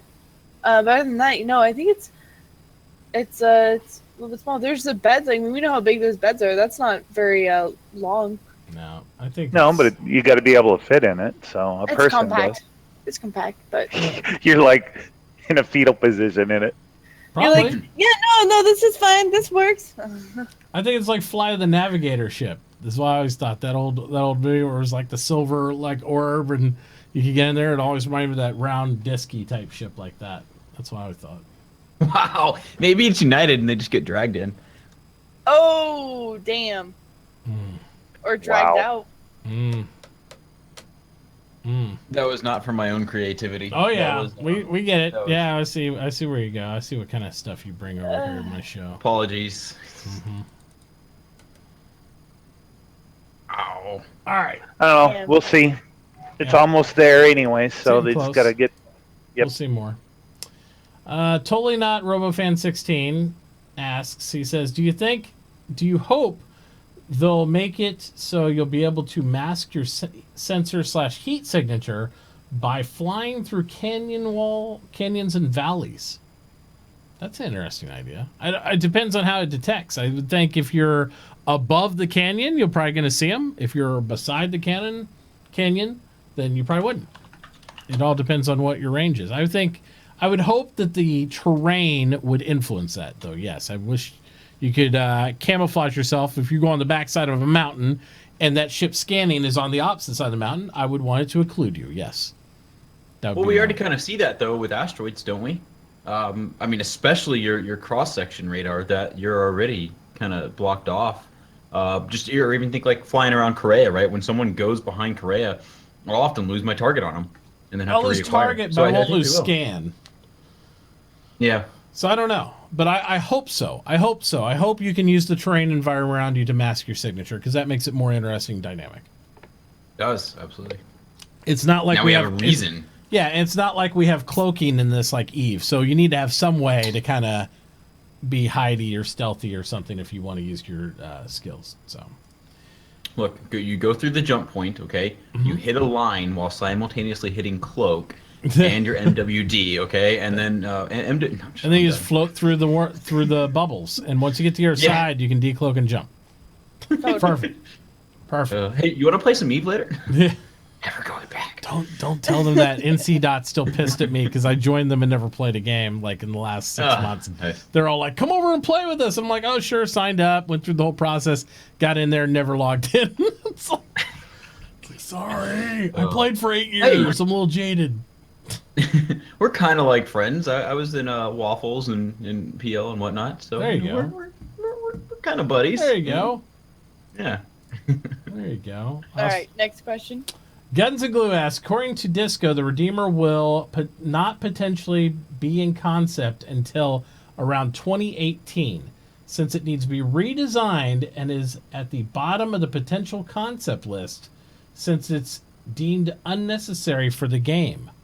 Thoughts? Sorry, The missed Redeemer. the Redeemer. So basically, the Redeemer is not important for the game right now and is not needed for certain things. So, what are our thoughts on that? The fact that they probably won't even work on it until 2018. Okay. Do we know Rude. that for a fact, though? That's I what mean, Disco here's said. the He thing, put a there's- link in here from the forum on the Redeemer thread. Okay. There's a lot of people that have purchased the Redeemer, and it's like Yes. a huge thing. I guess that's just kind of, do you want them to rush it, or do you want them to take their time and make sure that it's going to be perfected? It's kind of my thing. But They're not even kind of starting work on it until later. 18. That's a little disheartening. I don't own one personally, but if I did own one, that would be a little All disheartening. right, so I'm on the actual page here, and it says, Star Citizen has a lot of ships to make, a finite number of resources to devote to this task. That means we can't work on all things at all times, blah, blah, blah. They prioritize the number of factors. These are the 4 points of prioritization, according to Disco, that they use in order to determine when to work on a ship right now. Number 1, need for a role in Squadron 42. If the ship's needed for Squadron 42, It's on the pipeline. That makes sense. Yep. Need for relevant game systems that are coming online. So that's number 2. So there's something coming down the pipe, and that's what's needed. Number 3, available of current systems to support its intended gameplay. All right. So so if stuff's available for it to already be used, then they want to get it in there. Availability for resources to make the ship is the 4th and final object on that. He said, we know it's been a long time coming, and there may be folks in the same situation. Some ships older than the Redeemer that still need to be completed. Not everything we want to do can fit onto the immediate or near-term schedule.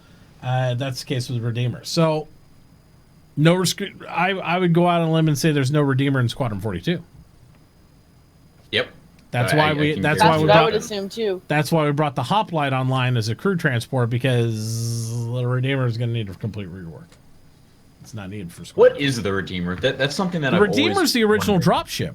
That was originally what it was. I thought it was a gunship. That's the thing. I've always heard gunship. We want it to be a gunship because it's got a lot of fucking guns, but it was the original dropship because it had some weird. If you've been in one, because I own one, it has a weird clunky ass back end to supposedly support troops. Now, the troops have to like climb up to their seats, and it's got a fucking kitchen in it. Because at this time when they were developing, they thought everything was going to need a kitchen, and because you're going to live in these ships basically. But as time's gone on, and the reason they didn't model it out and make it flyable and all that stuff, they realized that the direction design was going a different path. So while it was hangar ready, it has not been ever retrofit for all the systems or support to do anything with. It's not even sized correctly. I think the only issue is that it probably a lot of people are endeared to it. Because it was the love TNGS. my Redeemer. I want one really bad. I mean, I love the idea of the ship and the shape language of the overall ship. The interior, you could get that son of a bitch. Don't redo it any way you want because it doesn't fit the role it was meant for. As far as priority goes, though, ships have to. I mean, something is going to take a lower priority, and you know what? I like their priorities. Squadron 42. Yeah, we fucking need that. Which surprised me because I thought the Redeemer would be in Squadron 42. But I did too, actually. I did too. There you go. I guess not. Yeah. I hope they repurpose the ship. I hope they no longer make it a drop ship. I hope they make it a true gunship that is more meant for space to ground or space to those type of aspects. I would like to see it also do what we see in some of the artist concepts where it could latch on like a rover onto it as a transport. So double the role of that rather than a troop carrier because it's got so many guns. I could see like a 4 or 5 man spec ops team being in it. But I want it to be like that Apache helicopter that comes in and lays waste to ground units, rather than be a ship-to-ship fighter. Really cool. It would be way cooler. The ship you want to like drop troops. I'm sorry, but the Prowler is fucking amazing. Yeah, I love the look of that ship, and that definitely fits that purpose. But even the Hoplite is also another one that would. Between the Prowler and the Hoplite, we're pretty good on drop ships. Seriously, we're good. We're pretty good for how often you're probably going to use it. Yeah. I could see them maybe implementing like 1 or 2 more, but no, the 2 that right there, that's plenty of that you need for that kind of role. I think so, and we don't have like a true. They haven't really addressed the whole ground to space or ground to air or air to ground type stuff, and I think the Redeemer would fit that niche so well. And since it's not needed for Squadron 42, you wait till next year, make it sexy as hell, make it a 2 to 3 man ship. Come in there and it could just lay waste to ground stuff, and then you start to build anti-air turrets and stuff for the ground coming up, and it'd be perfect. It'd be amazing. Yep. So. Yeah. And sorry to bring up like 3.0 again, but one of the ships that they said would be out in 3.0 was the Aquila. The Connie Aquila. I just got one of those, and I was really excited. But like, if you look at it in the hangar, the texture on it just looks like super old and everything. And I haven't really heard much of like the rework on that, or even any kind of progress on that. They're not done with the rework. Yeah, exactly. And so that's kind of a little sad because I really, really want to see that ship, flyable and at least updated, even in the hangar or something. Is that Explorer? That's an Explorer version, right? The Aquila, or is that the Science? It is. Explorer, yeah. Yeah, Explorer. I think the thing is, Explorer ships are not going to get a lot of love anytime soon. Oh. Well, I feel so sad. When's the exploration gameplay coming on? I mean, we don't even have a complete solar system yet, so it's kind of like it's probably down the list for all exploration ships, I would think, versus a lot of other things are going to be core, like mining, industrial ships, transport, those type of things are going to come first. Obviously, they always put the fighters first because people like to shoot each other, although I think they could lay off a little bit now. We got a lot of fighters, guys. But yeah, plenty of fighters. If they need them for Squadron 42, cool. If they start designing like the Banu Defender and getting it out to us before Squadron 42, I don't know. Unless they need it for the story, I don't see a purpose in it. But that's me. Let's see, they got 2 more Squadron 42s they're going to be doing after this first one, too. And those will probably roll in new ships. You want to see different ships that just come out with these new single-player chapters and stuff when those roll out, too. So, yeah. Yeah, that'll be the opportunity for variety, for sure. So sure. Absolutely. I like the method for that, multiple chapters. I think it'll be fun. Yeah, I think it will be. Thrace asks, he said, would you prefer that CIG leave alone the creation of in-universe lore and meta characters like Star Kitten to players? So leave the lore and meta characters to be created by us rather than them. Would you trust the community with that? No. I think they need a good base and then leave the rest to us. But I think that they need to create the history. Yeah. The lore and story and those things and environment in the game need to be created by the writers. That way they can envision, control what we're doing and give us purpose in the universe. Meta shit, I would leave entirely to the community. Because I don't see a purpose in having Star Kittens or Big Bennies unless it's something we influence, because we're not going to latch onto it. Because the whole purpose in them designing that is marketing, something to give us something fun to play with, to do. I would either involve the community more in the creation of that, or just latch on to more memes that we create rather than try to force it. Because when you force it, people just don't get behind it that much. I just don't feel. And I think you're seeing that right now by the backlash. That will they eventually adapt and take it? Sure. But I think if they're a little more subtle about it and just drop Easter eggs and stuff in there, like we said with the T-shirts earlier, Rue, and stuff like that, I think those things people would latch on to more and develop our own meta off of it, rather than say, hey, this is our meta. We're going to make a whole line of fucking Hello Kitty spaceship stuff. And I think if they just drop those things in shirts and different designs, and we latch on to what we like. Even even lightly touching on those, even giving a tiny bit of an offer on that, connects with their audience, connects with the people that are involved in the game, and that's just power to them. Those people will become advocates. How many people are going to run around and say hey, my logo is posted in this game that I play, blah, blah, blah. It just gets them more and more talking about it.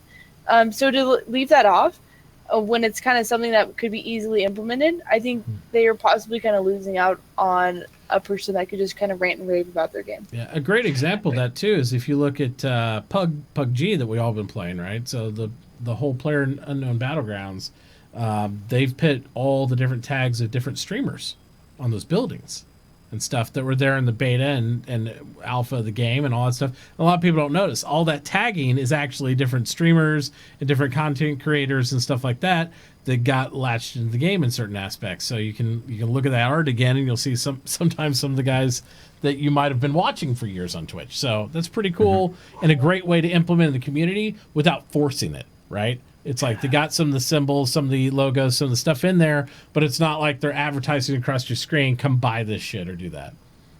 But see, they need to stuff this game with content like this. Not everything is gonna, baby. Hey, at least your water is better than whatever fucking TexasSkulls drinking. Oh, wow. Probably get me not drunker everything. too. Not everything is going to turn into a Big Benny's, but the more they have, every once in a while, one of those types of things that they throw in is going to be a gem. Yeah. The reason there's such negative now is we only have, 2 or 3 things in the game now. Yeah. But they need to just keep stuffing content in the game, and then we'll make our favorites out of it. Yep. The same thing like Big Benny's. Big Benny's wasn't anything. Nobody even gave it a second machine. thought till the players picked up on it, made it popular. Yeah. So, and the same thing will happen. Maybe the kitty will take off later on. Maybe it'll die out. Who knows? But they just need to keep adding stuff like that in. Just try and be a little more original than more Space Kitty. Yeah. More T-shirts, more just assets in the environment that we can dick with. They don't even have to be meaningful assets. They can just be stuff. Well, I'm interested to see where they go with the Preacher line. So, yeah, I mean, that's a whole new gun line right there. You know, what are they going to do with that? So, I think they should put socks in the game, like some random socks as part of your stuff, and somebody latch on. Dollar Sock Club. There you go. All that. Done. Wine, or everybody likes the liquor bottles. Why not put different types of like wine and alcohol are out there or something like that? People would probably be like, oh, I'm going to collect all the different types of this stuff, and maybe it's part of a mission to complete your bar in your hangar or something. You could get. Well, you got the liquor cabinet in your hangar, right? Yeah. So, maybe wouldn't it be cool if you could add to it? It's just something meta out there, like you'll find there some too shit. often. Yeah. So there you go. I think that'd be cool. All right. I think there's definitely stuff they could do there for sure. Yeah, I think it's a balance, though. I think to answer question, Thrace, it's a balance. I think you want the guidance of the writers because they're so skilled and they're developing story for us to explore and do stuff. But I think some of the meta is good to be left to players. But at the same time, yeah, I understand the marketing-wise they want to create something too. Yeah, I mean, think of the guy that they hired to come in and write out and work with their actors on speaking the Banu language and writing the Banu language. They're putting a lot of heart and soul in the story. Yeah, you can't just put that to the wayside, and you wouldn't just want to leave that to anyone in the game. So that's definitely important. And creating that lore, which they've definitely kept going up to this point, I think it's important to have that. How do you do the Mountie salute? I don't know how to. Well, first you have to have the Mountie hat. Yes. Hopefully the little monster hat will work for tonight. There you go. you gotta do it, Senator. What's up, Campbell? The guy who can never make it to my show, by the way. Twice. He failed. Twice he failed in a row. But thank you for being here, brother. I do appreciate it. Gamble. Kamikaze kind of has a similar question. It was about the Star Kitty. It says, as to the Star Kitty character, do you think trying to bring in lore to the game, like it's pop culture of the time, do you think they're trying to bring lore into the game like it's pop culture of the time? They did it in a movie, Blade Runner, Firefly movie, with anime characters playing on ads in the background. I think that's kind of what they're trying to do. I do. I think they're trying to niche that in also with marketing and the giveaways and everything else. They might be trying to do too much. And again, I think that's why we've stated several times, like, I think they just approached it wrong and they've kind of feels a lot more forced. I don't think it wasn't presented to us that way. That's all I'm going to say. Yeah, I think if they just had it be and it was just playing in the background, we'd latch onto it. I really do. I think they just need to be a little more subtle about it, and give us something like that. All right, moving on from those things. Needs to be organic. Yeah, a little bit. I mean, even if it's kind of like subversive, like marketing back there, it's fine. But I think when you throw it in their face and it's like, here's your first tier reward. Thanks, bro. How often do you think fleet battles are going to happen? I got here from Battlestar Galactica Online, where fleet battles happen several times a day. And hearing you talk about Eve, it seems like fleet battles are a daily thing to do. Yep. Do you think people are planning on having Idris and Javelin battles daily and on players too? Yes. I think people are planning on it. Whether it will flesh out in reality, maybe not in the very beginning stages of the game because it's going to be expensive to fuel and fly, but absolutely. I know people for a fact that their dream is to be on a cap, manage fleet fights, and just, go out on mercenary type things and do nothing except combat 95% of the time. So, yeah, I think that's going to happen. I think if we have anything to say about it, a lot of us, that's what we'll do. Because I would ignore everything else in this game. Oh, sorry, Mitauchi. Yeah. I have an alt account for some of that. We'll mine in the Idris every once in a while. We'll undock like a prospector, take a little bag of ore, and go, I got some rocks. Take it back over to the Idris. There you go. Do it like that. My one dream above anything else in Star Citizen, and my main draw was, give me my fucking javelin, let me put a crew in it, and let's go shoot at things. Oh my God. That's it. And so, there's gonna be some drunk flying of that javelin, and it's gonna happen, and it's gonna be glorious. Because I love the capital battles in Eve, but it's one person, one ship, and this is gonna be so much better without that. That's why people are so. This is a thing too. A side rant. People are so worried about these 1,000-person battles in EVE. If you have 100 people on the field, let's say you just have 100 and then NPCs mixed in, and we have only like 4 or 5 caps going, it's going to be fucking chaos. You're worried about 1,000 people. You won't even see 1,000 people. Be like, oh my God, there's a fucking javelin bearing down on me. And like, bring the Polarises around. It's like, I got target on him. Fucking lasers blasting by your head and shit. And on EVE, you'll be like, pew pew, pew pew, pew pew. This will be like, oh my God, we need to pull out of this shit. It's like, it's going to be so awesome. It's going to be amazing. And the way they talked about how the sections get damaged and the bulkheads will close and you got players in there. What happens when, shit starts shutting down and the bulkhead closes and you got players stuck in there? Yeah, you're like, let me out of here. It's like, then you see him just well, everybody will be running to lockers. Yeah, everybody will be running to lockers trying to get on spacesuits and stuff like that. Oh, yeah. Or you're bearing down on, like, I'm coming in a Polaris, and I'm bearing down on Texas Skull Jab. We're in a fight, and then he knocks out my power. I'm like, what the, you're drifting. You got 25 dudes in your shit in a brick because you're going to ram this javelin even if you don't want to. Like, boosh. Any success stories of my flying and any people on my crew is purely coincidental and accidental. Yeah. Wait, have you guys not seen the RooSmash original clip? I wiped out the entire crew I was flying with. Oh, I missed that one. I haven't seen it. Oh my. So you'll have to link that. Let me permit you one. Yeah, you find the link and let us know when you got it until I give you permission to link that stuff. Oh my. You guys, this is like a classic RooSmash. I probably have seen it, but I've forgotten it. It's been a while since it's been on the show, too. So we will happily watch it again. Do you guys... Okay, this one's from Thrace. Go in there and check it out. I'll watch it here on the side, too. Dimson carried us. Get out of here. Seen it.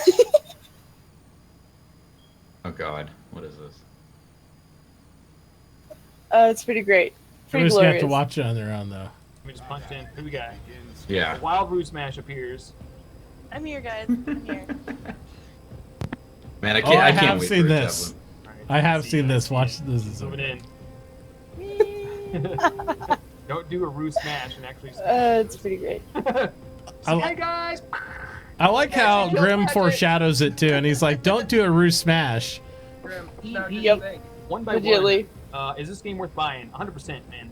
And she's coming in like hundreds of meters a second at a time. It's like, they showed 3.0. And lucky for you, it's it did happen. Oh my! Nobody else can see it.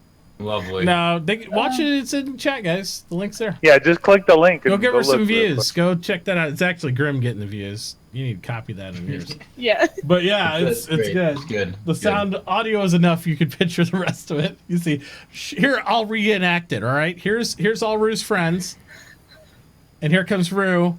Hey guys, don't wreck into us. Okay. Boosh. Explosions. Chaos. There you go. Egg? Is that a hard-boiled egg? No. It's my it's one of those little hand things. I've actually worn all the green off of it from, And then if you watch the end of the video, I actually crashed into Grim and killed Grim himself. She's a wrecker. You were born and bred to be in tests. There you go. All right. So Thrace asks, he says, we got about 10 more questions here, guys. Do you guys think we're trying to boost... Do you guys think trying to boost referrals now is too soon? Aren't CIG potentially adding more people to the why isn't this game out yet camp by starting a marketing train up before we are even 1 year away from a workable beta? It's a good question. There's so much to do right now. We're just spoiled because we've done it all. Yeah, and we want more. We know what's coming. We want more, but you got Space Marine right now. You got Arena Commander right now. I think there's 2 months worth of content. A fake real universe right now that you can go and fly around in. Yeah. But we've been dealing with this for how long? Jaded. Yeah.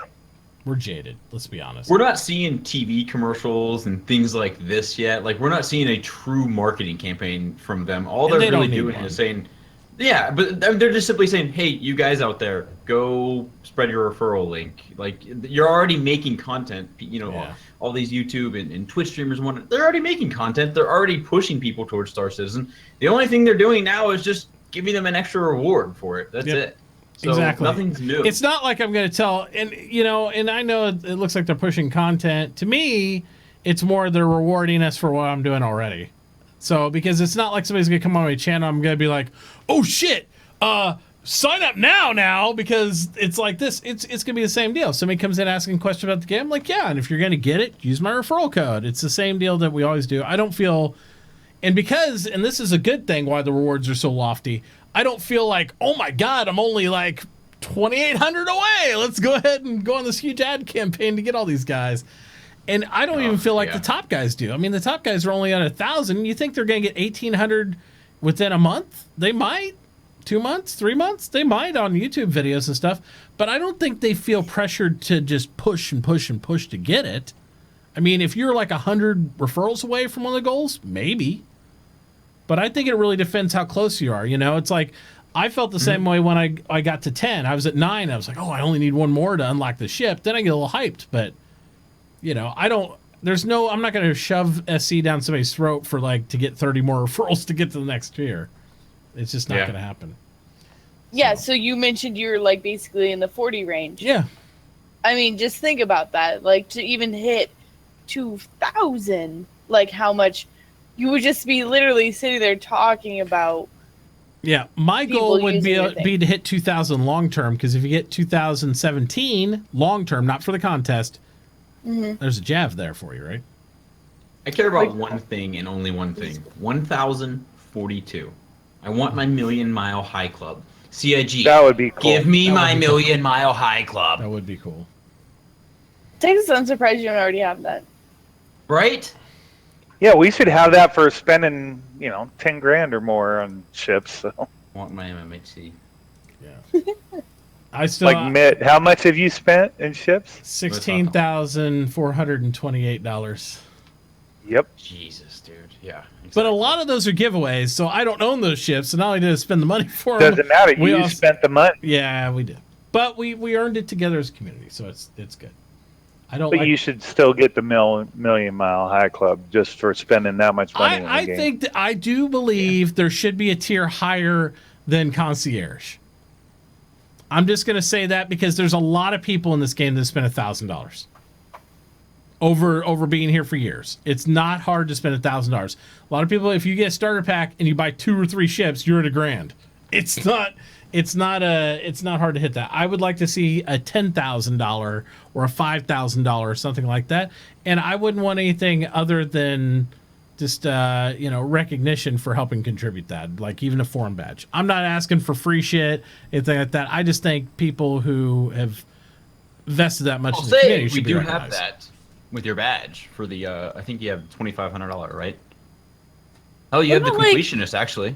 You have the badges. They need higher because it's gonna hit, something in the game would be cool. We're gonna be at 20 grand before midsummer. I got a feeling. We need to. Yeah. I mean, Oh, this game. What it does to us. Yes. We just throw money out there, no worries. All right, Lillian says. Yeah. Okay. Well, to answer the question, because I think we got a little off topic there. Anyway, but it was I did it too. Aren't they potentially causing a problem of why this game isn't out yet with not having a workable beta out? And I think the answer from all of us is I think they need to tread carefully. I think we bitch at them when they don't market, right? We're like, oh, you guys never market yourself. You rely on all us. And then the minute they try to market, we're like that. And I'm guilty of it too with the Hello Kitty shit. I don't agree with that, but I don't have a problem with the marketing in general. I don't see anything wrong with that. And I think everybody needs to reel it in because all we do is complain about, wow, you're rewarding all the streamers that do all the marketing. Okay, well, they're trying to market out. Well, you guys are marketing. It's like, I get it. They might not be going the right approach, but to me, this is one of their small first, second stabs and stuff trying to market a little bit. They just need to kind of, I don't know, give them feedback. Do what you think. Like I said, I would say more than half of my Steam games that I've spent $60 on, there's more content and more stuff I've done in this game than more than half of my Steam library. So Yeah. worth every single penny, if you ask me. No, I agree. Totally agree. Yeah. I agree as well. That's why I started streaming Star Citizen. And to will always answer stream Eric Star Citizen. McKetton's question, I just thought Rue would appreciate a blue background because she's blued out. So Yes. we kind I do of we kept it all appreciate blue. that. And Toy? Toy gets a lot more positive feedback when he's in a blue background. So on that. Oh yeah. What I feel like it's the light side over there, and then the dark side, Mitauchi, you and I. Like, There could be that too. Do you guys have cookies over there? I've just been wondering. You want Yes. cookies? Not anymore. Cookies. Snooker Oh, you know what? No doodle. worries. You know what? Toy, he's got cookies for us. So, fuck you guys. We're good over Wow, here. we're all friends until the cookies come out, right? yeah, pretty much. That was the deal breaker. It's over. It's over. All right. No, but I think as long as we're all responsible and we help with the right messaging and stuff, I think we're okay. Here, I'll share. I think got the 2 boost packets. referrals Get is outta here. 2 good. packages, guys. Plus, let's be honest too, Mitauchi, guys. I agree. You have to be honest, guys. We've all been bitching about them modifying the referral program anyway. It was like, you guys keep saying you're going to add shit, and then at the add shit, we're all over them about it. It's like, so Yeah. We will always complain. That we is will. our job. I think you have to take about 50% of what I was saying, just ignore it.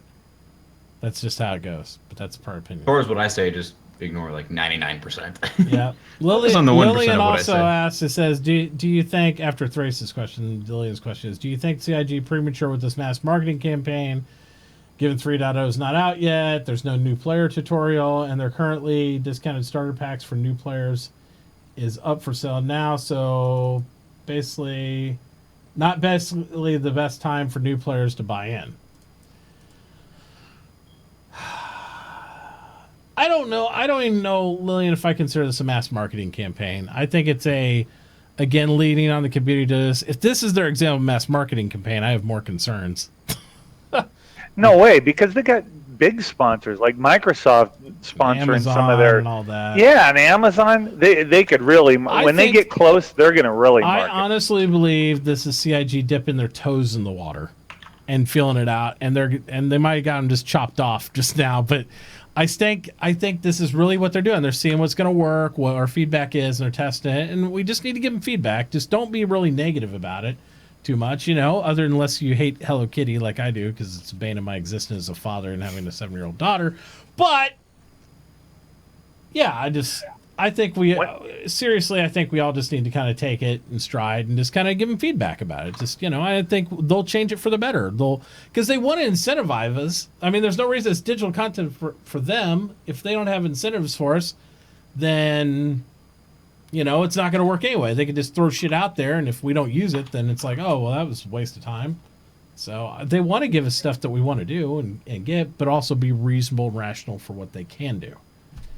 So I tell you, I know exactly what's going to happen. As soon as Star Citizen hits their beta phase, they're gonna bring Amazon in with their marketing team and say, "All right, market for us," and you're going to see marketing.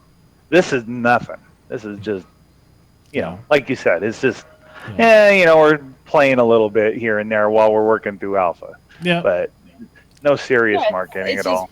one of those other, early access release games. And once the game gets released, the marketing gets completely amped up. Yeah. Which I'm just saying, I'm in marketing, so if they want to hire the company I work for, just let me know. Your Prime Now subscription now gets you a single Aurora. Yep. Amazing. yeah. There you go. Oh my gosh! On the back of Banu brochure, we have a teaser for the next Origin ship. Do you think the Origin 600 may be Connie-sized passenger transport? I think it's going to be Connie-sized? transport. But size of the Constellation? Maybe. I don't know. I haven't really looked at it. That sounds awful big, though. I don't know what it's going to be. Because you get, really don't. they have transport ships that are like really small now, right? The Argo for short range stuff. It's not really a multiple go across space thing. They've got the huge Starliner. Maybe they do want a middle-sized transport ship, but to me, it's just, I don't know. I thought that's what the Retaliators, It's Freelancer, and all Freelancer. this shit, and they have all these other ships. That can do The this constant, yeah, the Connies are got a decent sized storage bay on them. There's so many medium sized storage ships. I don't know. Maybe. I wouldn't be surprised if they did it. I might be a little bit disappointed in it if it was like that. But to each his own. Ken Shadow says they talked about space whales on Friday's stream. I really love a living ship like the Leviathan from Farscape, and think the concept would be really cool for a space whale concept. What do you think have to catch a living ship in the wild, and then you could fly? What do you think about that? What do you guys think about a living ship that we'd have to catch, and then you could fly it? I mean, cool, I guess, but I also just don't care. Yeah. Again, just give me the javelin. Then I'll shoot your living ship with the javelin. How about or you, the- Roo? You know. What do you think about the living ship aspect thing? Oh, like I'm kind of thinking like side mission or something you go out and do, but other than that, I don't know. It's not really that. Can't really load it out, right? I it's don't know, kinda Yeah. I just think it's excess. That's it. It's nothing. Another that- aspect of the game. It's not like I don't know. I'm neutral about it. I'm I just think gonna it'd be cool to have right a now. race, an alien race, come into the game. That maybe that's what they fly. They flew all organic ships or living ships. That would be cool. Or they are the ships. Yeah, or something like Ooh. that. That would be cool. But I don't know Right. about me wanting to own a living creature in the game as a ship. And it just, I remember there was a Star Trek on that too. I know they had Farscape, but there was a Star Trek. I remember them coming across an entity that was a living ship in Next Generation. And I thought it was a cool Yeah. episode, but it wouldn't make a cool series. So Well, also Stargate Atlantis, right? yeah, Aren't like those ships living? everybody's The bad approached guys? that at some point or another in one of those sci-fi series. So. Everyone seems to be on this kick with the space whale. Here's what they should have done with it.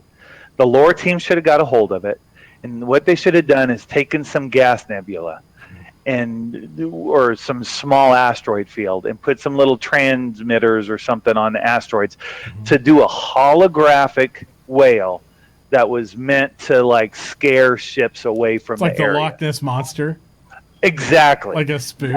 That's kind of And cool. in that way, people could go there, see the space whale, but it's like a holographic thing. That's You know, cool. because they got some cool hologram stuff I going think- on. I think I'd make it a resource. Like it's a living creature that can be hunted, but it's persecuted. And then there's a whole nother group of people that are like, save the space whales. And there's their meta in game. So you can buy t-shirts that say, save the fucking space whales. People buy them by the hundreds. There's your meta. Throw the Hello Kitty shit out of the game and put the space whales in. That's what I say. Boom. All the Done. space whales. And from the space whales, you could hunt them, capture them, refine them into space lube, and then they got their space lube. So then they got another thing that's a commodity inside the game they could trade, buy, and sell, and there you go, and it's done, right there. Ask Ben Lesnick Okay. about space lube. It's old LASIK, school dry shit. eyes. First off, the talking about space lube like right after like space whales is just really inappropriate. What? No, it's you get it from the oils of the space whale. You get manufacture and refine space lube. Space soap. Yep. All right. Boom. And then I will make sure to provide beer soap for all of us. Thank you. There you go. Yeah, you're welcome. Perfect. All right. Next question is by Crinsley. He says, how super awesome is the cast of SpaceBro show? Well, I'd say it's pretty super awesome for our guest host tonight, and Toy's here too, so that's okay. So that's Poor good. Toy. What Sorry, are you doing up Toy. there, Toy? You Hey, know what? Toy has Toy, you cookies gotta post it. and I'll You just eat could my share cookies in sorrow. Yeah, I know. Yeah. No fucking. if you cookies could for me. just pass one down here, I could definitely use it. There you go. You could actually just drop one. Next Drop question one, is if you by just- MC Bubblegum. He says, since alcohol is important, what kind of beer is Rue drinking? What kind of beer? Okay, what kind of beer has Room drank? Every single time I've seen her, Are it's we been going to a make her do a different one. sobriety test I- now on stream? Is I that- did. I She drank needs in to. this one. I drank in this one. I drank this one, and I'm on to this one. Okay, so could you take all the alcohol content of each beer, divide them by 4, and then give us what the square root of 3 is? No. Okay. That's not gonna happen. Oh my gosh. J-Dog Crane has a more serious question about the game. He says, what will happen to LTI when permadeath comes out? And I'm actually I'm pretty worried about the whole permadeath thing. Everything I've heard is nothing's supposed to happen to LTI. It's supposed to be fine. Yeah. As far as I'm concerned, it's a backer. It's a backer reward for being the first to back, and early in the game when things were uncertain. Because at the end of the day, it's always a risk backing a game like this, right? Yeah. And it's that, and so it's supposed to stick with you for good. You have it. I just had a horrible thought.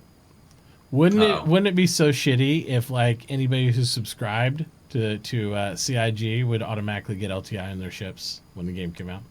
Wouldn't that make I put that on Reddit because I think it's true as maybe they should add tiers of subscriptions where That's you have fine, like but can you LTI imagine tokens them once a giving quarter. you LTI like for all the shit, like it's something special that everybody thought was a special snowflake, and People would just blow up, man. oh, they'd like, lose their literally, fucking shit. Heads would explode. Yeah. People would lose their shit so quick. Oh my gosh. They would. Actually, yeah. I'd sit back, Toy and I would hang out and eat some fucking snickerdoodle cookies and just watch everyone die. Yeah. Absolutely. No, you gotta grab the popcorn because then you open up chat and then all of that is just full entertainment for hours. We're gonna get through these last 2 questions for anybody like gets too much drunk here. We'll be all right. Let's see. All right, what's your favorite choice of adult beverages for each person? So, Toy, what's your favorite choice of adult beverage? Captain Morgan Private Stock. There it is, right there. Good man. That's my favorite. Nice. That's a good one. Rue, favorite choice if you had anything to drink, if you could only drink one thing and never have anything else, what would it be? It would be a beer called Free Cake. Free Cake. Free Cake is a Oud Bruin sour ale. That is a barrel-aged sour made by a brewery here in town called Correct Fermentation Project. And it's called Free Cake because you can taste fruity stuff, and then it like automatically switches over to a Belgian. It's the most amazing beer I've ever had in my life. Nice. There you go. Mr. Texas Skulls, how about you? Scotch. Scotch? All the way. Yep. Scotch. I love Balvenie, my favorite. That's it. I love rum, and I love Captain Morgan, but if I could only drink one alcoholic beverage for the rest of my life, I'd have to say it'd have to be wine, unfortunately. I'd have to admit that. I'd have to drink wine because it's a drink for all occasions that I can enjoy, get drunk on, or just kind of in between. I'd be good with that. Wait, this was... I didn't know the caveat to that question of you can only drink it that for the rest of your life. Oh, wow, yeah, okay. I modified it. I made it a little bit beer. Whiskey. Fuck. Whiskey. Whiskey beers? Yes. Whiskey beers. Whiskey beers all day long. There are whiskey beers. Yeah, there are. Yeah. There are. Yep. Yep. I thought he was going to cheat and say Boilermakers. Like, we had the option all the time. It's like, well, I just drank the chef or I dropped it in. It's okay. All right. Final question of the stream. Then we're going to do this draw, guys, for the $10 gift card. If you haven't got in yet, be sure to hit !SpaceBros in chat. And also put the guest sign up there because we need to make sure you're following both RooSmash and Texas Skulls to qualify for any of these giveaways. That's just the way it works here. Yeah, absolutely. We take care of our people. That's how it goes. So make sure you're in there. Do you think the Banu Merchantman will be able to embark a Banu Defender now? I don't know what that means, Lillian, but embark does like a ship. Yeah, kind of like the Constellation has the like P-72. Voltron? Okay, so it's going to Voltron. Well, the Merlin, I guess, in the Constellation, right? Yeah. Okay. You can sort of hold it and then it drop seems it, to make sense for a long-range ship not to be able to embark its dedicated escort. I agree. I said that early on in the show. I thought it'd be awesome if the Defender could somehow either mount or latch onto the Banu Merchantman. I think it makes sense. Yeah. I think it'd even be cool as if with the shape of the Merchantman, and its profile we always see, wouldn't it be cool if 2 of them could latch onto either side? Like, it actually be like the outside fins of it, and then they could disembark and do that stuff. Kind of like Pretty cool. a multi-stage fighter escort on it. I think it'd be cool. I hope they make a ship like that in the game where it actually has nothing except fighters attached to it, and it has none of its own weapons. So, like, the fighters are its only point of defense, where it could shoot from the pilot seat with the fighter guns, or all the fighters could detach and be its escort. That'd be amazing. Yeah. That would be cool for like an alien ship. Yeah. Definitely. Sounds Shion to me. What do you think, Texas? It's all good? The only problem with it, I think it'd be cool. I just think it gets away from the main merchantman, and now again it gets back to this pocket carrier, right? And it's supposed to be a trade ship at the end of the day. So there needs to be trade-offs. You have cargo space and you're a trade ship. Well, you shouldn't be able to launch fighters then, in my opinion. Yep. Maybe it reduces your storage capability if you're mounting these things or something. Like, you can't hold cargo, so it's like, hey, if they did something like that, then I'm all for it. Yeah. There needs to be a trade-off then. But then it defeats the purpose of the escort. Yeah. Terrapin plays. Yeah, there's a lot of like those logistics of just like evening out the game and balancing the gameplay that I feel like hasn't quite completely been implemented in Star Citizen, and quite really like that isn't their main focus right now. Their main focus is getting planetary landing and stuff in place. So it's okay with me when all that stuff hasn't been hashed out yet, because it's eventually going to come. Once they know their networking's working, once they know that they have planets working, once they know they have their range of ships working, like, that's okay. And then they can kind of work out the logistics and tweak that stuff later. But they're definitely working on gameplay and graphics and that sort of thing, even as we saw in the report list recently. Yeah, I like the idea of trade-off in that for sure. Somebody said that the ship we're talking about is the Hull series, because where it could attach all this stuff. I dare you to go outside the Hull series and start undocking fighters when you're under attack. Because it'll be like, well, hold on, let me go to that arm B, and I'm going to go get my super horde. That's the dumbest thing I ever heard of. People are like, oh, you can carry ships on them. The holes? It's like you can carry ships packaged to go places, but I don't see you undocking a fighter off the side of a fucking Hully and getting a fight. You get your ass blown We just need to assemble it, though, in space, mid-fight, right? Mid-fight, totally, legit. Just assembly. No, assembly required. Yeah. So that's interesting, talking about the holes, like, is there going to be, like, a little thing that you could pull up and you could see, like, what, what's the word I'm looking for? What inventory is basically in each of those little compartments? Because there are like hundreds of compartments on that thing. Yeah. How are you going to keep track? Unless you like create your own separate spreadsheet or something, all your shit is going to be lost. You got to manifest. You got to have like a live manifest of what you have, what you've lost, and it'd be crazy.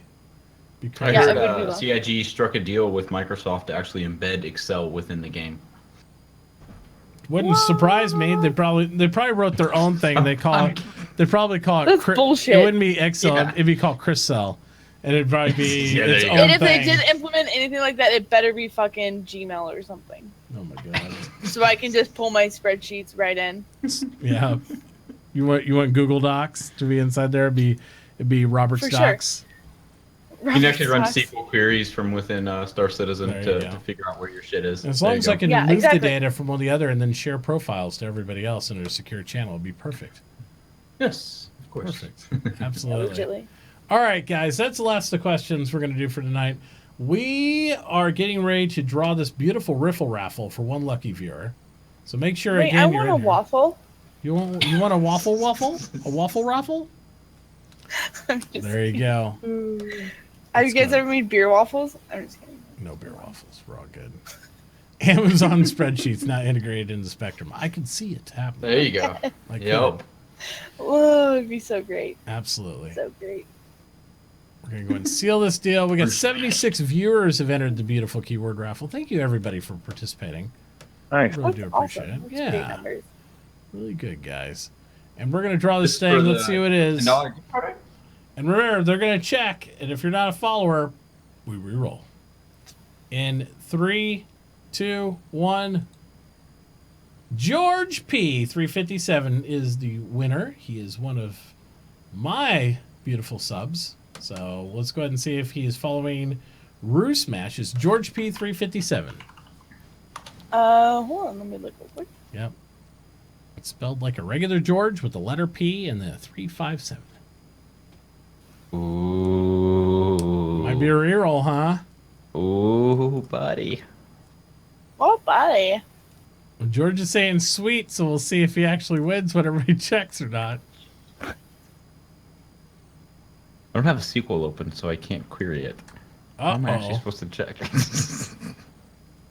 Isn't there a command you can build? I'm checking right now, but I'm asking the people that've been drinking to check and query shit. I know. Whoa, hang on. I've only had 2 beers though, so this is actually odd so for if you me can't, if you that can't, I'm sober. If you can't I mean, do it, I've then only you had double 2 fail. beers, too. You've only had. I'm actually sober tonight. You've only had 2 times 2 beers at like your height. Yeah, no, you're fine at that point. And I don't believe he has, man. I'm just gonna say. I don't think he did. Oh man, George, did you not follow Texas Skulls?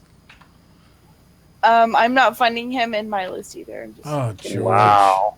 George. And I've warned so many times beforehand too. George. Boy. Wait, how do you know that? Look at Sovereign over there. Sovereign says he's been following you for 4 months. I didn't know you could do that. Okay, Says he's followed both good. forever. Yep, he's good.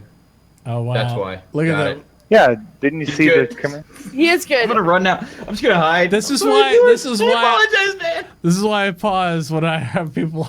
You never Hey, know. Bubba, hey, stop. Go away, dude. Come on. Crazy sit down. sauce. All right, George. Oh, Thank My you dog's so George, coming now much. I attacking me. feel bad. Damn it.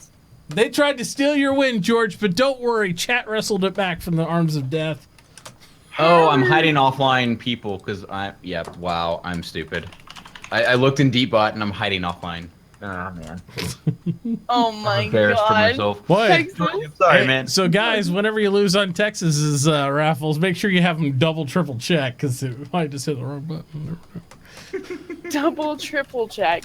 Yeah. All right, George, you get to slap me in the face once now. There we go. This is my gift to you. All right, guys. Well, thank you both so much for being here. Make sure you guys are following and checking out all our shows. Texas, what do you have coming up here in the next couple weeks people can check out or see what you're doing? I mean, I know you're streaming every day for sure.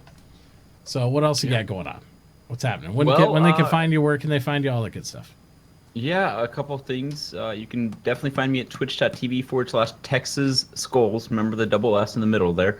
Also on Twitter at Texas_Skulls. But actually, I'm gonna be streaming after this, man. We're jumping right into it. So There we go. this is Drunk Friday, and I'm sober, so I got some drinking to do. Yeah, you're behind. I am behind, but no. The biggest thing I got coming up is DreamHack next weekend that I'm really looking forward to. Something special on Friday that I can't talk about, of course. Or actually, maybe I can. I never really asked. But yeah, I'll be in Austin for DreamHack, going to Bar Citizen, hanging out, and hopefully, guys, a bunch of you dudes are out there, and we can all meet up and get drunk. There you go. Woot woot.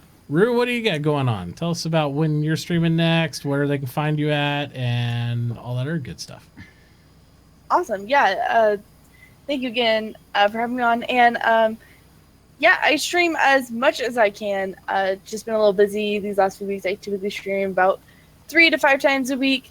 I've been adding on some cooking streams, which has been fun. And all the cooking has to do with beer-related stuff. So either I'm pairing beers with the meal I'm cooking, or I'm cooking with beer. This last week I paired a wit and an amber with some like jalapenos and some cod and everything. It was really delicious.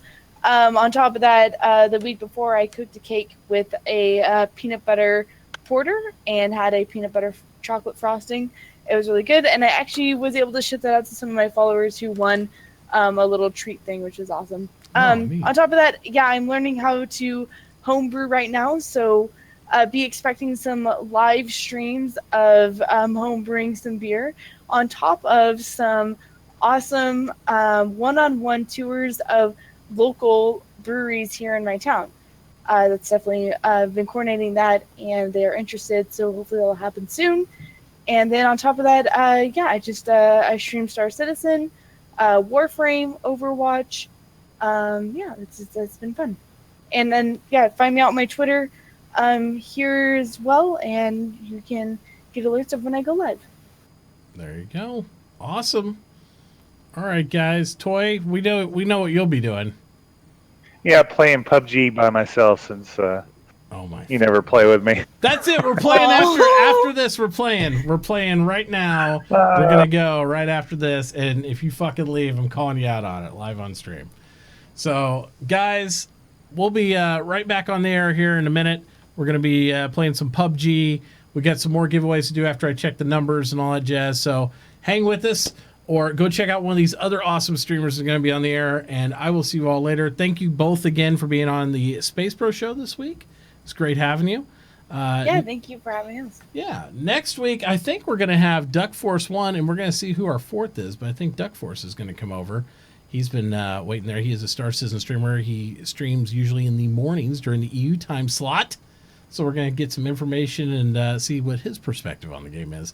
And until then, guys, you guys stay up, stay live, and stay spacey, and we all love your faces. Oh, thank you. Yep. See you guys later. Peace out. Have a great night. Have a wonderful night. Woo!